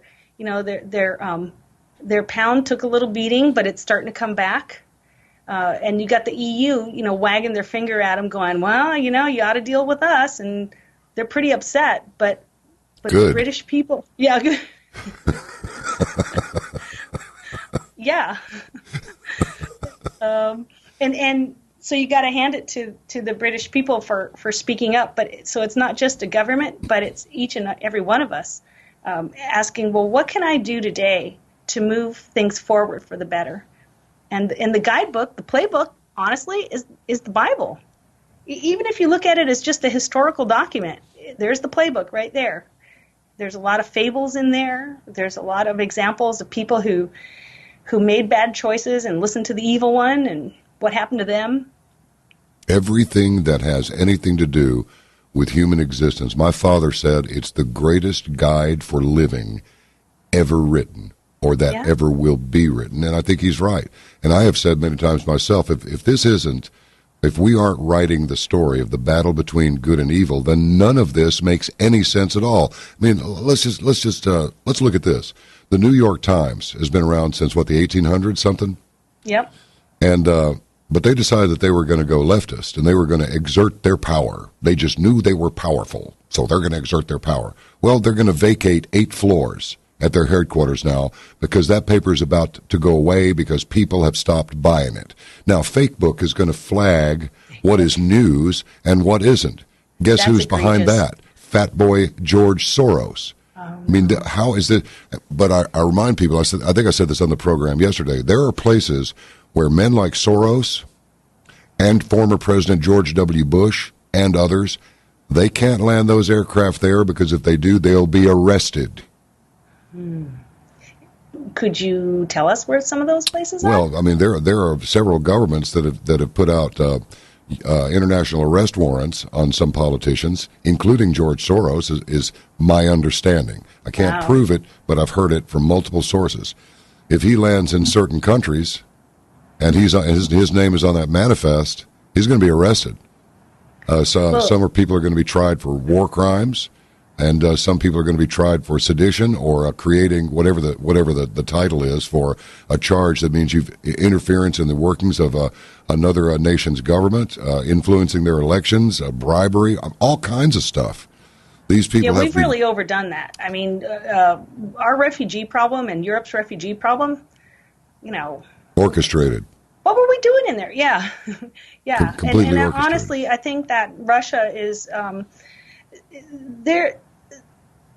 First of all, I want to know, how is it that them meddling with our emails did anything other than expose the truth? I mean, it's not like they made that stuff up and put it on our TV, did they?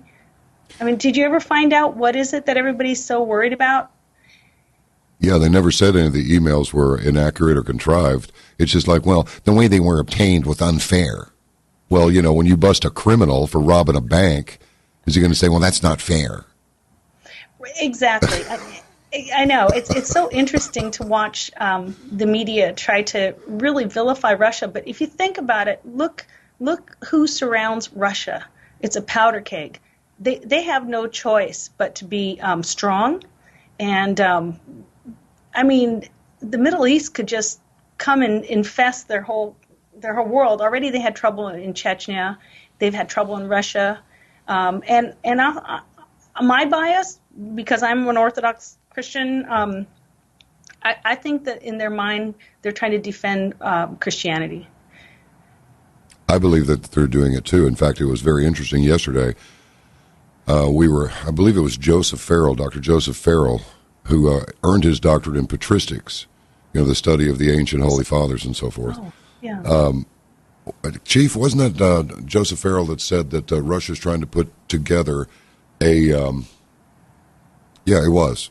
They're trying to put together a secular society without abandoning their religion or their history, their traditions. That'll work. You can have both. But yes, you can. Yeah, I mean, here's the funny thing about Orthodoxy. It has survived since the apostolic days. It's seen a lot of nutcases come after them. Oh, yeah. So, it's not so first of all, Orthodoxy forbids involvement in government. Like it's it tries to be as purely to the Christian dogma, to what, not dogma, but word, to the ancient days. And Christ was pretty clear, don't mix yourself in man-made politics. And if the only time I've ever seen the Orthodox Church really get into that, for example, in Greece, when Turkey invaded and took over and started killing all the men in the 1800s, in the 1700s, it was actually the church fathers who kicked them out. And when all that stuff went on up in Bosnia, Albania, it was the Serbs who were trying to pretty much protect the historical culture. And otherwise, the Orthodox just kind of get along with everybody. They lived in the Middle East for a long, long time. I've heard non-Christian people say that, you Christians are foolish. If you keep turning the cheek, you're going to lose your head.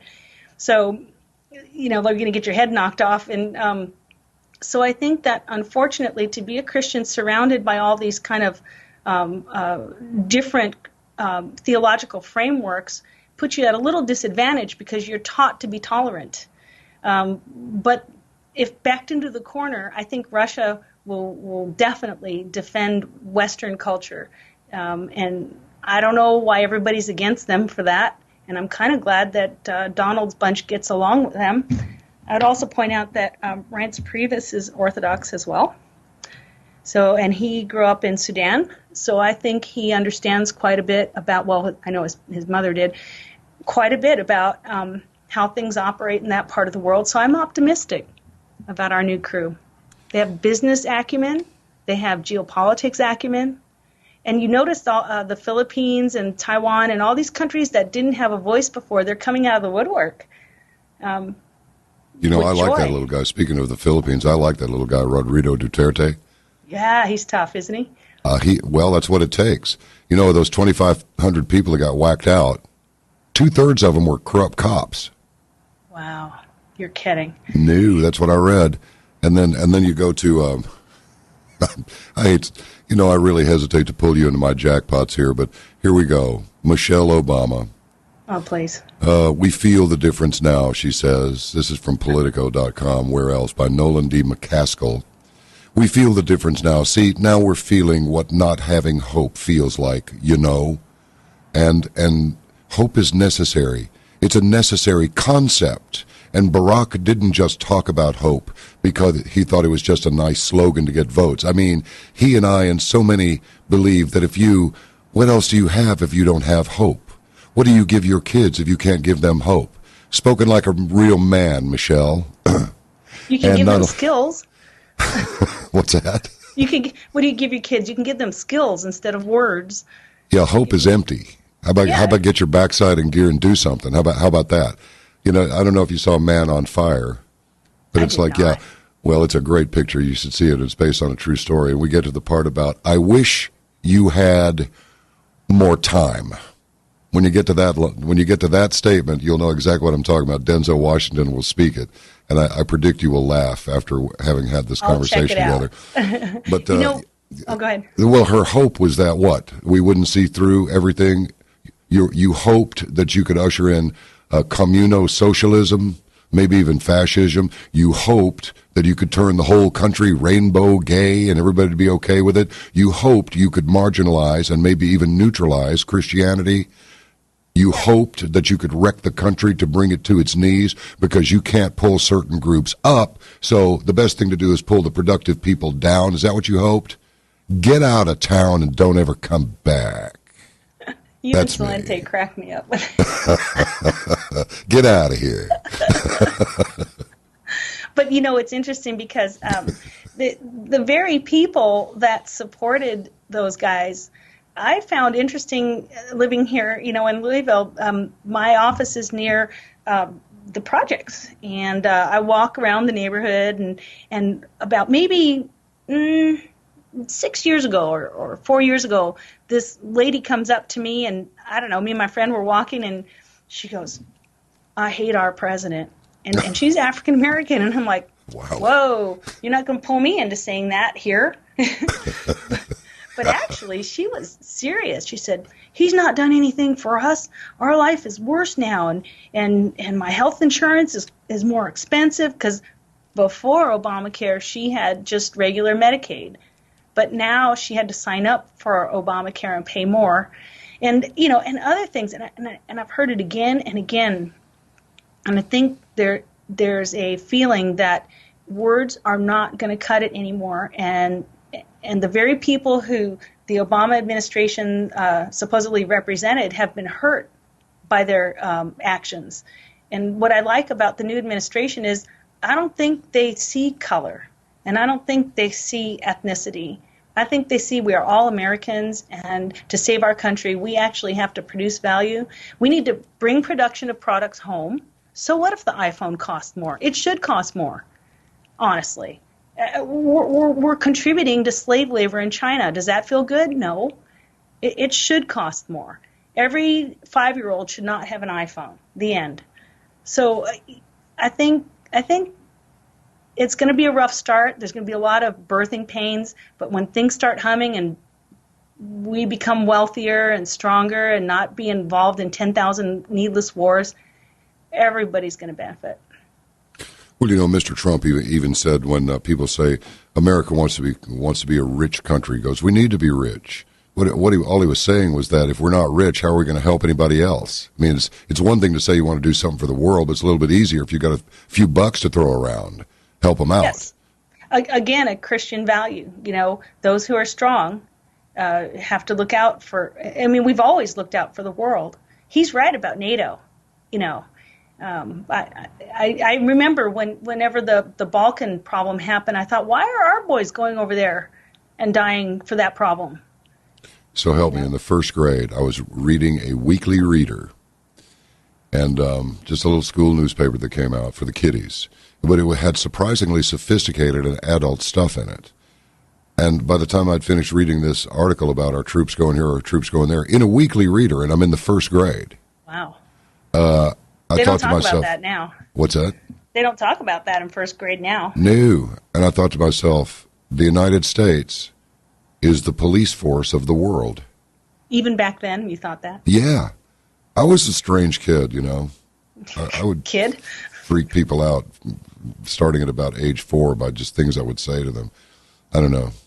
You're a thinking person. This strange woman walked up with Sean Stone at the Kennedy assassination thing, declared I was a hybrid. I kept my response to myself. You are very right brain, left brain. I was very surprised to come to find out that you write music and that you're so well read. No offense, but whenever I first heard you on the media, I thought, oh, there's another talking head. Right. And I'm like, no, he's not. Radical yeah. Talking head. Yeah, that's me. Say, I want to ask you about something here. How far along is or is it still in the concept stages, this precision medicine initiative? So what happened was there are a bunch of companies that are doing cheek swabs of people's, genotype. Yeah. And I know of it because they ran around trying to sell that test to everybody they could humanly get to do it, with the promise of being able to tell how drugs are metabolized in the individual. So yes, there is a genetic predisposition to the way that your liver, for example, metabolizes, let's say, acetaminophen or some other drug, like Tylenol.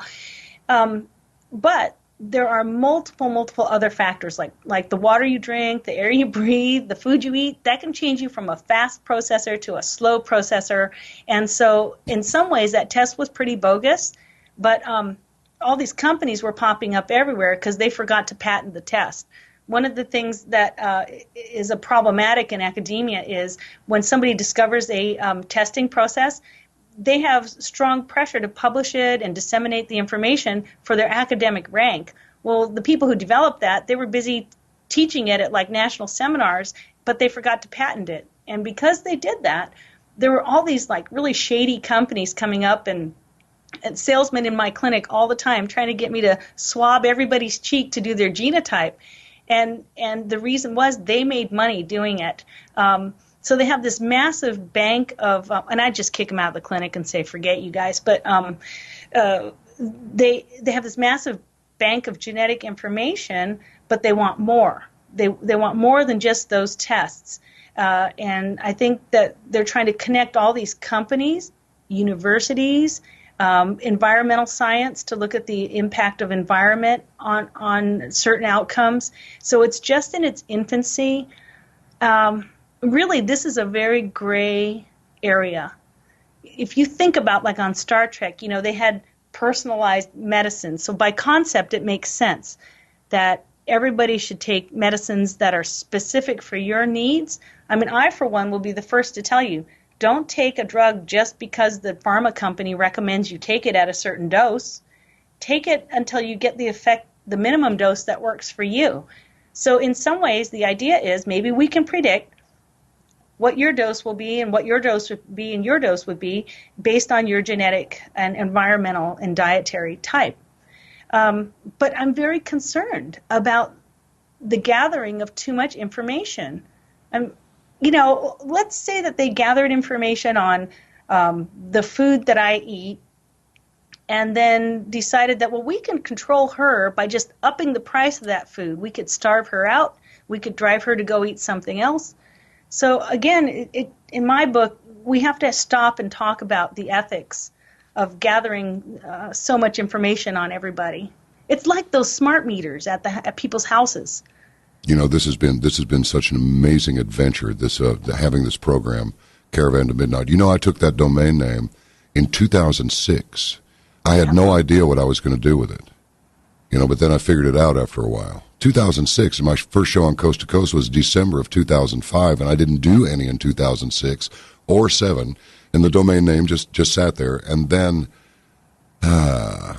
we launched. But here's the thing, it's going to your point. We are absolutely awash in information. Just our little company here is absolutely awash in information. Do you know, I just recently learned, I guess I must have skipped one of my intelligence briefings or something, but but I just found out that we can't send any email to anybody that has a Yahoo account. They have blocked us as a questionable source, it appears. I didn't know about it, but apparently this has been going on since late 2014, which is why I fired the entire IT staff. Hire slowly, fire quickly. That's the rule. That's smart. You know what I'm saying? That absolutely, and that kind of goes back to the whole idea that, if other people have too much information about you, they can do stuff to you behind your back, like not let you get any emails, and you wouldn't even know it. Oh yeah. But they're impacting your life, your survivability, your means of surviving. So that's the big ethical problem with this. For one of the, you mentioned about getting your domain name for Caravan to Midnight.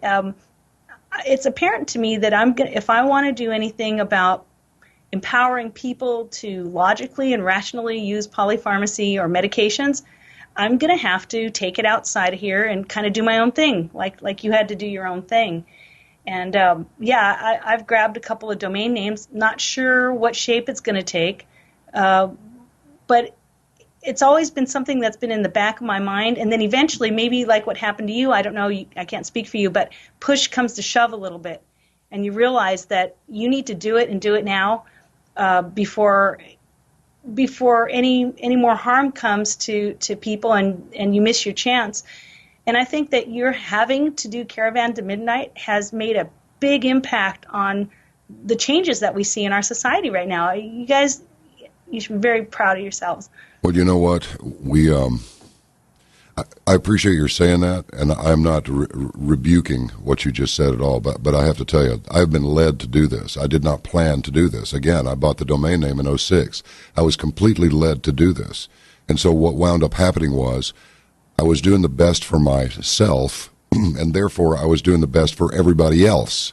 It's like when you say doing the best for yourself, I don't mean decide to take down scores and become a criminal. That's not it. No. It's just do your own thing. But more than that, try to be of some value to people. And you know what is amazing? is that many, many people are members of this program, but they don't let anybody know it at their places of business or in their professions or in their various departments, shall we say. And that's fine, because that's fine. I'm totally okay with that. I don't want the Academy Award. I don't want any of that. What I want to do is something meaningful, which is why, if I make a mistake, I just say so. I screwed up on that one. Sorry. It was really this. It wasn't that. I said that. It was this. We'll start with Dr. Watt. I was calling him Dr. James Watt. No, that's the guy involved in electricity back in the old days. It's Dr. James Watson was the DNA guy who got the Nobel Prize in '62 over the DNA thing, the double helix and whatever. But it's amazing. And the good part is most of the idiots leave us alone. Because I've also made it clear that you're having a hell of a time with those headphones, aren't you? I'm going to send you some cool headphones. I really am. I know, this is so embarrassing. I'm just... It's not embarrassing. I actually do have a doctorate, You're just hanging in there. Yeah, I've got issues with technology. Well, a stethoscope, at least it'll hang on around the back of your neck with no problem. Those headphones won't do that. And I have the same problem. You either have to jam it all the way into your ear canal or they won't stay in. It's just wrong. It is wrong. It's just crazy. But I hear you. I'm so pleased that that's the case. That really you just sought to be a good steward and do what's right. And I think that maybe you don't realize it, but you've given a platform. You've let us hear that a lot of us in what we were thinking, we're not alone. Back the first time Barack Obama ran for president. So my kids were in high school in Hawaii, and so I was up here starting my new job, and I would go back and forth a lot. And plus I have family and stuff, and I was there in July of '08, and I saw him there. He was in town. I mean, it was obvious. It's a small place, so they had pictures of him, body surfing, blah, blah, blah. Personally, I kind of find it hard to believe that he's a local because he doesn't really seem like a local, just so you know. But then I come back to my office, October of '08.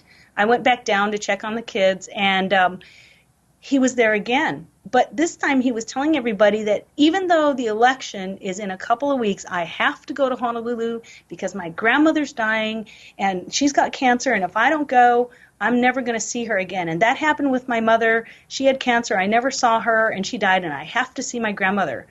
Well, I came back to my office and I said, hey, everybody, don't vote for him. He's a big fat liar.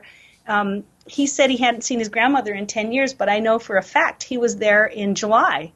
So he was lying. And I kept saying to everybody in the office that he was lying. And finally my chair said, you need to not talk about politics in the office. And that was the first that I realized that, on a campus, everybody's very to the left. And believe me, now everybody's talking about how horrible Trump is, and nobody cares about that. But oh, of course not. Well, the left is absolutely emblematic of the old adage: don't let the truth get in the way of a big story or a good story. Oh, never let the truth interfere with a good story. They just want going back to Michelle Obama's hope. Hope is fine, but hope alone is simply not enough. Hope what? That you weren't incompetent? Hope what? That what you said would not be perceived or shown to be lies? What's all this about hope? Put some hope in one hand and some fertilizer in the other and see which one is realized quicker. You're right. I mean, my uncle just passed, and he lived a good long life, and he was not a hope and kind of fluffy type person. He was a realist, and I used to fear going over to his house because you'd walk in. First thing out of his mouth was, "How are your grades?" And Right. I'd look at him and say, C+, and he'd go, "That's not good enough." And so I'd avoid him, just for decades. I'd avoid him because every time he talked to you, he wanted you to account for yourself. And now that I'm older, I realize something. He provided for my cousins. He had one son who had a mental handicap. He provided for the rest of his son's life. His wife, my aunt, never worked. And therefore, my two other cousins had incredible stability and careers. And when they got married, he bought them each a house. And I'm not saying he was filthy rich. He was just a guy who lived life, as you were talking about earlier, meaningful. And that's what he was doing to me as a kid. He was, how are your grades? What are you doing with your life? And we need more of that. We don't need hope. We don't need, oh, everybody plays, soccer and gets a trophy. I think that has harmed us tremendously as a society. And I was shocked. Yeah, absolutely. Well, back in the old days, the expression was, "What do you have to say for yourself?" And the guy responded, "I got plenty to say for myself." Yeah, well, what is it? Well, I'm making a good living for my family. My wife is expecting our third child, and I just got a promotion. What do you got to say for yourself? There you go. That's what it was about. In other words, what have you done with your life lately besides sit on your backside and complain and cling to hope? Exactly. The complaining. Oh, my gosh. So we do this wonderful thing here. I guess they must do it all over the country, but it's called the Spirit of 45. Yeah. You know about that? I've heard of it, but I certainly can't quote it. It's so cool. At our little airfield, not the main airport, but at a pretty significant airfield that they have here, they do kind of a retro party for World War II vets who, as you know, are dwindling in number. And I was on like the planning committee, and we've done it for a couple of years, and it's so amazing. All these guys with antique warplanes come in from all over the country when they hear about it. And sometimes they don't hear about it until a couple weeks before, and they all come in, and they actually give people rides. And some of these old guys who were in the Air Force or in the Army, they're in wheelchairs, and we help them get up in there, and they're like kids again. It's so amazing, and it feels so good to give back to these folks. And we have a canteen, like we have like an old South Pacific style party, and we have old music. And but so I've been around these guys quite a bit, and you know what I noticed? They don't complain. Oh, no. Nothing. No, absolutely not. You know what? I thought the Spirit of 45 was something else. I know exactly what it is, because the Frontiers of Flight right over there at Love Field, which was very close to a house that I had for a long time that was built in the 30s. They bring these. I would walk out the back door. It happened it was in August this year. But yeah, it's always in August. Yeah. Yeah. I walk out the back door and see a B-17 come over, which was so cool because Love Field used to be a B-17 base. And then there was this Liberator, this B-24 Liberator, which I suspect was probably built right down the road at the old Consolidated plant that became General Dynamics and is now Lockheed Martin. And that's the thing. These you must have seen the Pearl Harbor exposés that various news channels put on, and this one guy that absolutely would not even talk about it, but finally a guy got him to talk about it, and it was just awful watching his friends just destroyed like that. And of course, Obama didn't apologize for the A-bombs, and the Japanese president didn't apologize for Pearl Harbor, and we know now that the whole thing was a setup, and the people who were lost in that conflict, they were set up. And this is the interesting thing. If you had met my father, who passed in 2010, he was a World War II guy, and he had just come to this country, and I guess somehow ended up in our army, and he was fighting in North Africa. He'd come from Germany, so my grandfather was Greek, and he was a Gastarbeiter in Germany because Germany was industrializing, and they didn't have enough workers because, of course, Germans have small families, so they'd import help, and that's how my grandfather got there. My dad came. He ended up in World War II fighting in North Africa against my uncle Karl Heinz, who was fighting on the other side. Oh, boy. And, it was terrible. I mean, he talks about it like older in life, he really hated war. But when he was younger, my dad could have been the Grand Wizard of the KKK. I mean, he was definitely a European not in the sense of race. I mean, for God's sake, he was married to my mother, who's Chinese. Right. So he was just appreciated European exceptionalism, and so he, on the surface, looked like a patriotic World War II kind of guy.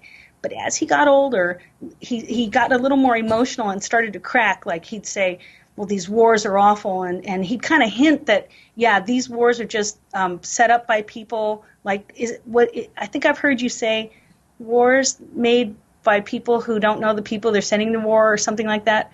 Yeah, well, I say you're sent to war to kill some guys you don't know, and you're being sent by another guy that you don't know.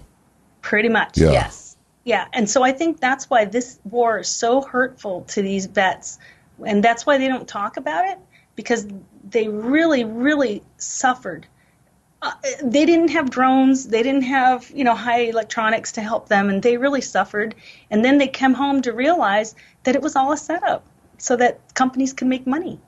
I think that's part of the reason that so many of them, and they were tough. I mean, Yeah. they were tough, and the ones that saw the most combat will not talk about it. They just don't talk about it. And there was a lot of, what we talk about today on the Caravan, there was a lot of that going on. And I think when they got older, they come to realize what happened. I wish my dad were alive to hear your show, because there were a couple weird things that happened. When he was dying and I was at his house, I opened a drawer by his bed, and I saw this letterhead on a U.S. government letterhead come out, and it said, "Remember Vietnam?" And I thought, that's weird. My dad never went to Vietnam. And it said, "Oh, we had a great time. We did this, we did that." And it was signed by this colonel. Well, my dad told me he was shot in his third year of war and sent home. That's all. But I did notice growing up when we were kids, we'd go on the bases in Hawaii to go shopping, and we'd come to the front gate and they'd salute him. And I'd say, "Hey, Dad, you're an enlisted man. Why are they saluting you?" He'd go, "I don't know. They must have made a mistake or something." I think my dad had a secret life, and I think he hid it from us because I never knew my dad to get up and go to work. I knew he had a lot of money. He traveled a lot. He was gone a lot during Vietnam. He was in D.C., he was in Miami, and he was in Europe. And so now that he's gone, I think that his generation lived through a lot of crazy geopolitical stuff.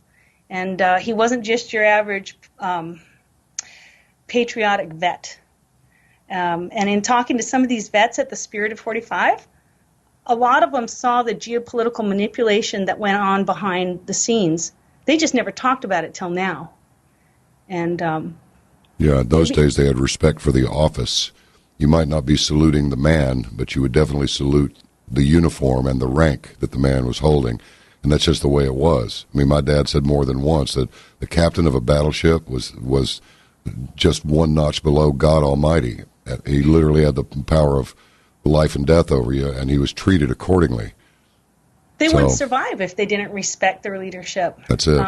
Did you say your dad was in Pearl Harbor? He was, USS Maryland. No way. On the battleship my grandfather, John B. Wells I, actually helped build. How ironic is that? Chances of that were pretty slim. And then my grandfather had a helper named Joe Maxwell, who continued writing all these detailed letters until he finally passed away. But and oddly enough, I had a helper, most amazing mechanic ever. He rebuilt a '55 Cadillac engine for just a few $100s, and when he started it, it sounded as smooth as a sewing machine. I couldn't believe it. Oh my gosh. And his name was Bill Maxwell. So, was he a relative? No way of knowing. Oh, so did you have a '55 Cadillac? I did for a while, yeah. Very cool. Yeah. So, I mean, I know that we've kind of digressed from healthcare and polypharmacy, but, it's funny. Working at the university has helped me to connect all these dots. Eisenhower called it the military-industrial complex. Yes. It's the military-industrial, and part of industrial is the medical complex. You and bet. It does impact the way we use medicines, and I'm angry about it. You wrote something very interesting here, and I think people would do well to consider this. Addiction is rooted in anxiety, and anxiety is rooted in a lack of cultural and family structure and opportunity for everyday people, hence an epidemic of addiction. Because what I was going to ask you earlier was, what is it that causes this what's the draw to drugs? And it's like, I hadn't read that part at that point. Yeah, I forgot. I'm glad you reminded me. My work has brought me to speak at a lot of substance abuse conferences. I do like a 5-hour pharmacology seminar, and these are substance abuse professionals. So I've had to research it, but I've also had the privilege of hearing some dialogue from people who are actually out in the fields. So the literature shows us that the root cause of seeking especially opioids and drugs that impact the central nervous system to kind of calm down is anxiety. And a lot of that's rooted in childhood experiences. And there is some certain genetic predisposition that when exposed to these experiences triggers this addiction cycle that I will argue you almost cannot untrigger. But one of the reasons I think that it's more ubiquitous now is because of these. There are a lot of children who experience very abnormal childhoods, and I can see, and I sound like an old person saying this, but it is increasing over time.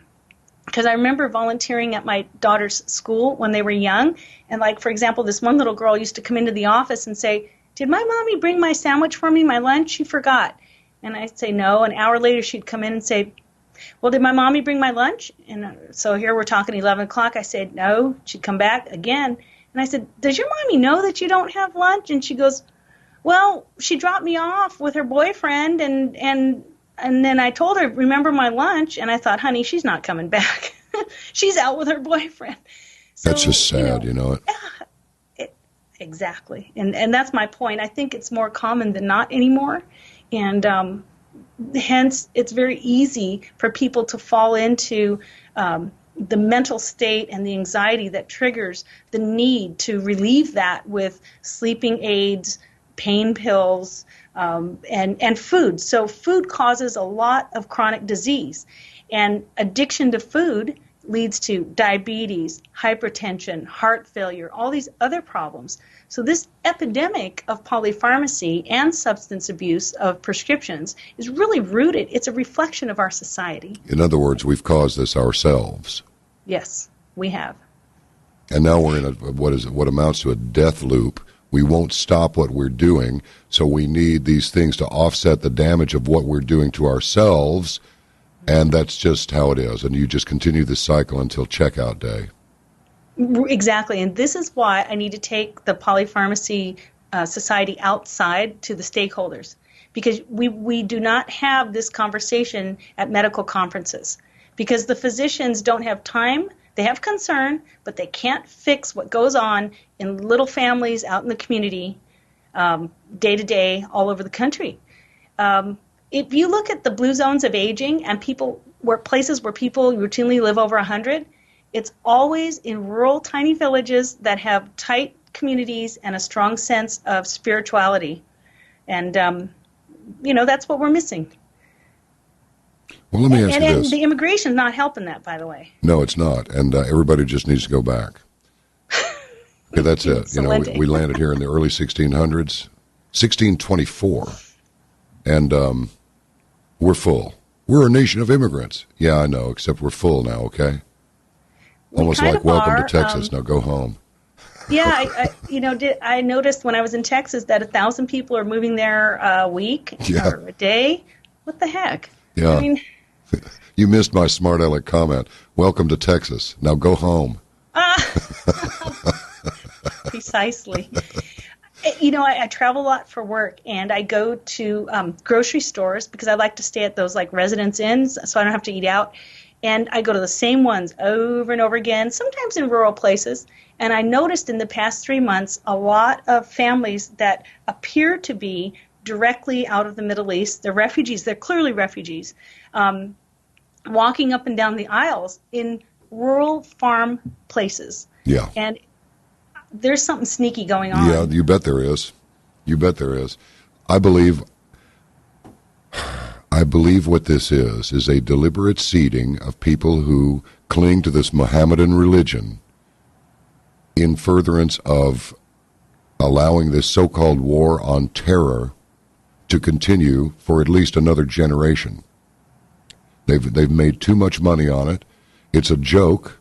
We know that, and I've said this many times, the moment that you hear the government declare a war on crime, a war on poverty, a war on whatever, drugs, and now a war on terror, you know all you're going to get is much, much more of what you're supposedly waging war against. And to me, that this is transparent. It's very easily seen through. But when you just hear, as you mentioned earlier, the sound bites, and then these plaintive pleas for hope and not losing hope. Hope of what? Hope that you'll get your stuff together? Put it in a backpack so it's together, you know? Yeah, absolutely. And I think we need to make room for our own kids to have opportunities. You know, why don't we get our own oxygen mask on first and then assist the other people? There is this thing called charity and all this stuff about, well, people can now get medical coverage that they couldn't get before. Well, there's this thing called the county hospital. Go there on Saturday night. Coverage. Sorry, say that again? We've always provided medical coverage to those in need. Absolutely, always. But no, now we've got, and you know what? My insurance rates almost tripled. Yeah. It's completely insane. What they've done is they've taken what should be a high-risk pool and they've spread the liability to everybody. And by, of course, by including pre-existings. But really, in my opinion, they should segregate that. The high-risk pool should pay one rate and the other people shouldn't. Like why should a 20-year-old pay to provide care for a high-risk pool patient? That's not fair to these. My daughter is 26, and she just went off my insurance, and she has to. We're doing COBRA. It's $900 a month, and she's very healthy and very young. It's crazy. That's still awfully, awfully high. Yeah. $900 a month. Wow. Just for one young person, and it's because they've pooled everybody together, and they've spread out the responsibility. And yeah, I hope that our president will help. I think he will. That's true socialism, because what should be happening, since the Social Security fund is broke. Really? Well, who spent the money? Because you're collecting the money, so where is it? Well, we invested it and we didn't do it. You did what? What do you mean you invested it? Why didn't you just stash it? So why don't they just do this? People with pre-existing conditions? All right, let's use some taxpayer money for that. But not for everybody. Jack everybody's tax rate up and increase everybody's rates. That's just theft is what that is. It's theft. And as far as immigration goes, I know people who came here purposefully and stayed over visas. And their families get, I pay for my kids' education, that $30,000 a year, I pay for it. But I know people personally who are illegal immigrants, and they get every single thing for free, and that's coming from our budget. And when these brilliant kids come over from overseas to go to college and university here, why don't we say, listen, why don't you work for us? You're bright, you're brilliant. We'll put you on this pathway to citizenship. We'll give it to. We'll put you on the short course, and we got a job waiting for you because you're brilliant, and we would love to have you. Mm-hmm. But instead, I don't think a lot of Americans realize. You've traveled a lot. When you travel around, you actually hear people saying, I want to get to America. I don't think Americans realize that we're a target. We've got a bullseye on our head. Absolutely. They just want what we have. They don't realize what the stuff they want that we have is stuff that we built. Mm-hmm. It didn't just grow on trees like that ridiculous meme of Bernie Sanders. On my first day as president, I'm going to direct the Department of Agriculture to begin planting the magic trees that all the free stuff grows on. Right? Precisely. Well, and I think I'm a little even more hacked off about, if you're going to come here, try to assimilate to our culture. Yeah. My great-great-grandparents came here from China as pretty much indentured labor, and they wanted nothing more than to fit in and become American. And one of the things that they wisely did that I don't see the new immigrants doing, they wisely will not talk about the conditions they lived under. And there's a historical society in Montana. They landed there, a Chinese historical society, and they have a museum. Because Butte was like the biggest town in the West at some point. And it had a lot of mining, and they were building railroads and stuff. And I read articles. They would like tie a Chinaman to a log and throw him over the falls for fun. I knew nothing about that until I read about it at the Historical Society. So I asked my mom about it, and she said, we didn't think, and my parents didn't think, that it would do you any good in life to carry that burden and to talk about how unfair things are. And I grew up really just feeling like I got a task to do, and that's it, rolling up my sleeves, and I could care less about what happened in the past. And I think this is one of the problems that we're going to face if we let tons and tons and tons of immigrants here who do not want to get with the program, who are here just to, take from our benefits and keep their way of life, which obviously failed where they came from. Right. And try to Are spread you it sure to we're not us. related? I'm beginning to think we're related here. Because I've told people, you bring enough of these people in that won't assimilate into American society, and this place is going to look just like the place that they just left. And if Mexico was, for example, is working that well, why'd they leave to begin with? So you want that whole situation up here, do you? And that's going to benefit whom exactly? And you see that in the Latino community. There are multi-generational Latino families here who are good, solid citizens, productive leaders.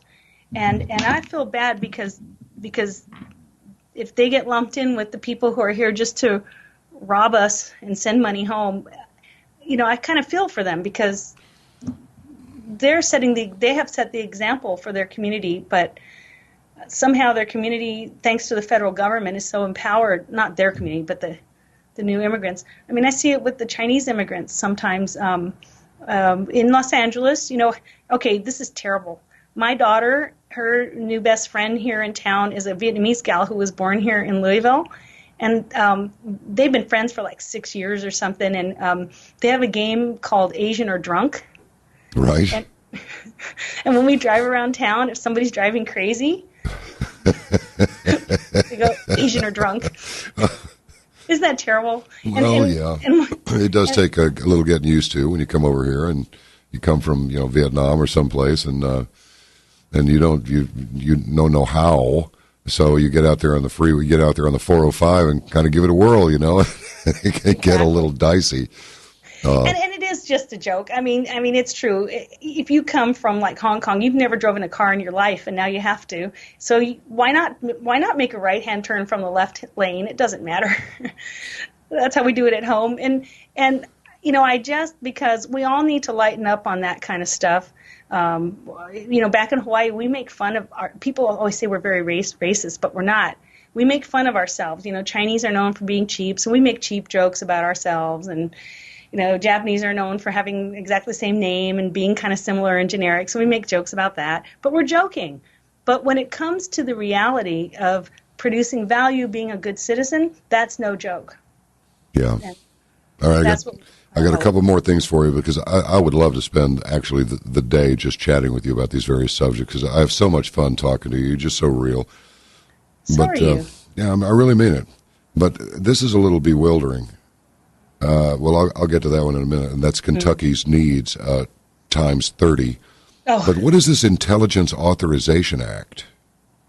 Oh, boy. Okay, so another one of those little 'tis the season to pass laws behind our back things. Yeah. This went through a couple of days ago, and it's called the Intelligence Authorization Act. And I tried really hard to look deep into it, and it was so complex that it was very hard to vet this part. But on the summary page where it says the title, it says the Intelligence Authorization Act, the Conduct of Intelligence and Intelligence-Related Activities Act. The conduct.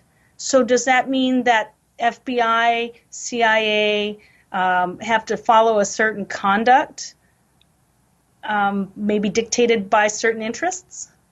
I'm thinking it has something to do with, when the FBI found evidence about Hillary and, people started saying bad things about their conduct, they shouldn't have talked about this during the election. And, oh, yeah. That's what I have a hunch this is. But it's another one of those, let's get this in under the bar before the holiday break when no one's looking. Well, Judge Napolitano, you know him. Oh, yeah. He mentions not the Russians. It most likely came from inside the security services here. Well, I've been saying that for quite a while now. It's like, wait a minute. You know this outfit, the three-letter agency, the NSA, they got everybody's landline calls, they got their cell phone calls, they got their faxes, they got their emails. I wonder if they have Hillary Clinton's emails from her private email account. I mean, your private email server, upon which was loaded your private email account. Do we think the NSA is just completely full of it? Or do we think that they really are this super data collecting agency that has everything? If the answer is the latter rather than the former, then that means the NSA had the information all along. And that also suggests to me that there are patriots inside the apparatus who are just not going to let this thing go, but so far they're going to do something about it. And if they did, I say good. No doubt, and that's encouraging. I believe you had a guest on a few months ago. I forgot his name, and he was talking about that, you know, in the military, what we've seen go on with the election, it's already been going on. Things are going to change, and I certainly hope that we switch from a culture of scarcity to a culture of abundance once again. You know, where you have people, right now we have people in charge who are so afraid of losing the Ponzi scheme. But I think that the rest of us are ready to call them out. Yes, I agree with you. Now, somebody sent a smart aleck comment to me one time, you know, something about I'm not thinking straight or something, because when I was talking with Mike Presnell about methamphetamine, I said, are people still doing that? Oh, yeah. I mean, you can tell somebody who's doing methamphetamine if you've ever been around anybody that's done it. You look at them, and it's like from the color of their skin to the fact that they can't shut up to the fact that they just really want to talk to you. And I'll tell you, when every once in a while, it's been a long time, but when somebody walks up to me that's on that drug, mm-hmm. There's some sort of animal repulse that comes out of me. It's like it makes me. It doesn't creep me out. It actually instantly makes me angry that these people are talking to me. Much worse than if a drunk, you know, drunks, when they come up and talk to you, they're about to start giving you a story about the 10,000 ninjas that they've known, but there is no story. And you know this from the very first 2 or 3 words. But that's bad enough. But somebody that's on that drug, everything in me, it just recoils from it. So why in the world are people still doing it? And why is it going to take, what is it, what's the thing, 30 times the money for Kentucky to cure the opiate problem? I mean, what? Well, yeah, that was just a little acknowledgement that this new legislation that's gone, the Cures Act, one of the aspects is to give each state $1 billion to fight opioid addiction. And no, meth is not part of opioid addiction, but you're right, it's a huge problem. Okay. And so that money is not necessarily going to go towards solving the meth problem, which I think is more egregious, because meth can be made super easy with over-the-counter products, and that's why it's so dangerous. It's just so easy for people to get into, and that should be covered. But in Kentucky, I'm just saying, how come we don't get 30 times that money, and other states where they don't have as much of a problem should get less? I mean, that's just emblematic of the way the government does things without really thinking. You know, they need to cut the serpent off at the head, not at the tail. And when they distribute their money, because really it's government money that drives a lot of policy and a lot of the way things go. You're getting those new headphones. I'm so sorry. I'm so embarrassed. No, don't be embarrassed and don't be sorry. It's just I see you're working it there. You're not skipping a beat, but I know it's ridiculous. I get a giggle out of it. Now, what's all this about syphilis going through the roof? I thought we pretty much knocked that disease out of the park and it was gone. Yeah, that's what I thought too. We have our faculty meeting in family medicine, and we get a report from the public health department, and syphilis rates are way up. And so I in town, and so I went to kind of look more into it, and no, it's a national problem. And one of the problems is to control syphilis and to treat it, you have to be able to identify who the partners were. Otherwise, you're cooked. Yeah. And there's all these like crazy hookup apps. I won't even call dating apps because they're not dating. They're just, sleeping together. And this is, again, a reflection of the disorder in our society. And I mean, I sound kind of like an old preacher, and I'm not. That's the thing. But without logical standards, we're going to have problems that we didn't even think would ever be back again. We've got tuberculosis again. We've got a lot of problems. This is coming from across the border. I'm convinced of it. That's got to be it. Is there any data on the people, the demographic that's being affected by this? By syphilis? Yeah. Yes, actually, it's really accelerated in the homosexual male community, and that's weird. It is weird, but again, with chaos, the whole second law of thermodynamics, it's very difficult to unscramble the egg. So if we have a resurgence of these diseases, and we're in an era where antibiotics are increasingly not working, syphilis wiped out like half the planet at one time. Yes, it did. And TB too. So I mean, we could end up with these old-fashioned problems that we've already licked, and they're going to be right back in our face. And it really has to do with a lack of order and a lack of just, doing things right and trying to live meaningfully. Do we really have to have these hookup apps? No. I mean, really? No, we don't. It's just convenience. And as I like to say, with every new convenience, life becomes less convenient. Right. There's a price to pay for it. Absolutely. Always. And, if you think about it, Christianity and Judaism is very much based in value and meaning, and living a life that's value-driven and meaning. And this syphilis problem just kind of brings to mind that, okay, this is what you get when you don't live meaningfully and purposefully with purpose. I tell people sometimes, God won't do anything to you. He will remove his protection from you, and the world will fall in on you. And there's nothing you can do about it until you change your thinking. Where the body goes, the mind follows, and where the mind goes, and where the spirit goes, the mind follows. Very much. I think we're really, in a spiritual war, and the evil one always looks seductive and always looks attractive, and the name of the game is to try to make right choices in life and recognize when something looks good, but maybe it's not. And this whole idea of extracting value without giving value back, it's a form of the evil one. It's a form of entropy. It's a form of disorder and chaos. So we need to put energy into keeping structure and logic intact. One of the problems I've had in hiring help on grants and people in my unit is, now here's where I will rag on the millennials, but it's not just the millennials anymore. Come 4 o'clock, it's like, I've got to leave. And it's like, wait a minute. We're submitting a proposal that will bring us $2 million that will pay your salary. And if we don't get it in on time, you don't have a job. Oh, sorry, I've got to leave. I'm meeting my friends at 4:30 down at the pub. And I'm like, are you kidding me? I mean, this is a big problem. Nobody will finish what they start. My thing is finish what you start and always keep your word. It really isn't that hard.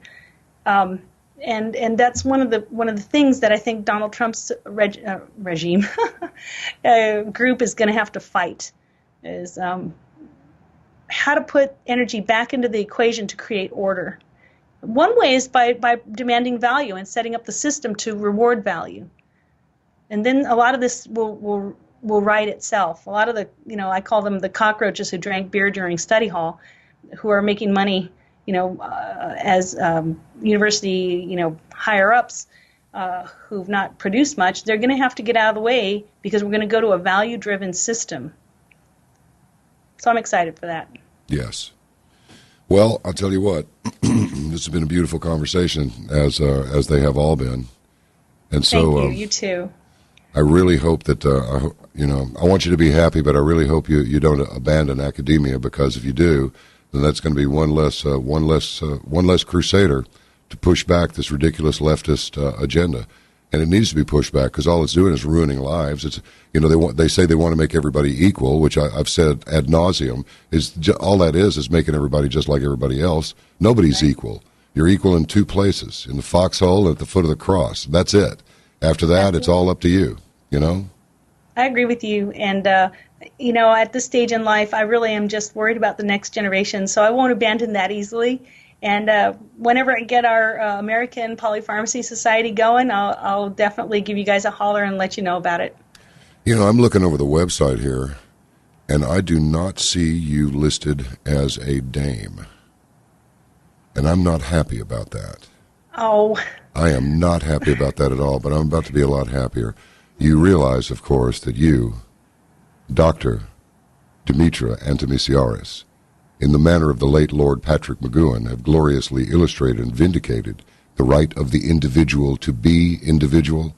And I hereby induct you into our Order of the Arc Knights, and this assembly rises to you, Dame Dr. D.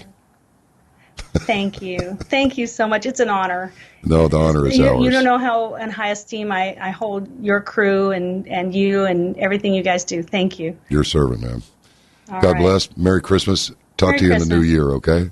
All right, guys. Bye-bye Bye for for now. now.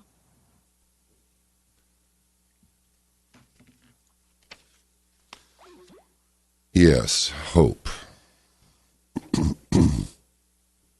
I know. I'll borrow from Man on Fire and Michael Obama. I hope we have more time. Talk to you tomorrow night on Arc Midnight, 10 to midnight Central Time on radio station KLIF. And I believe, unless he's dropped off the planet again, as he has done before, we're going to conclude with Patrick. Pardon me. I disguised his name one time because he was under duress, and I called him Patrick Hatch. Just confused everybody. It was great. Anthony Patch is the man. And he's in the DFW area now, so perhaps he can come back in studio tomorrow night, and we'll just get it on and talk some more about this CERN thing. Thanks to our guest, Dame Dimitra, and thanks to you for enabling Caravan to Midnight to exist. Without you, it would not. So, exercise caution in your daily affairs, eyes up always, sharpen those critical thinking skills, and make ready for what's to come. God bless. Be seeing you.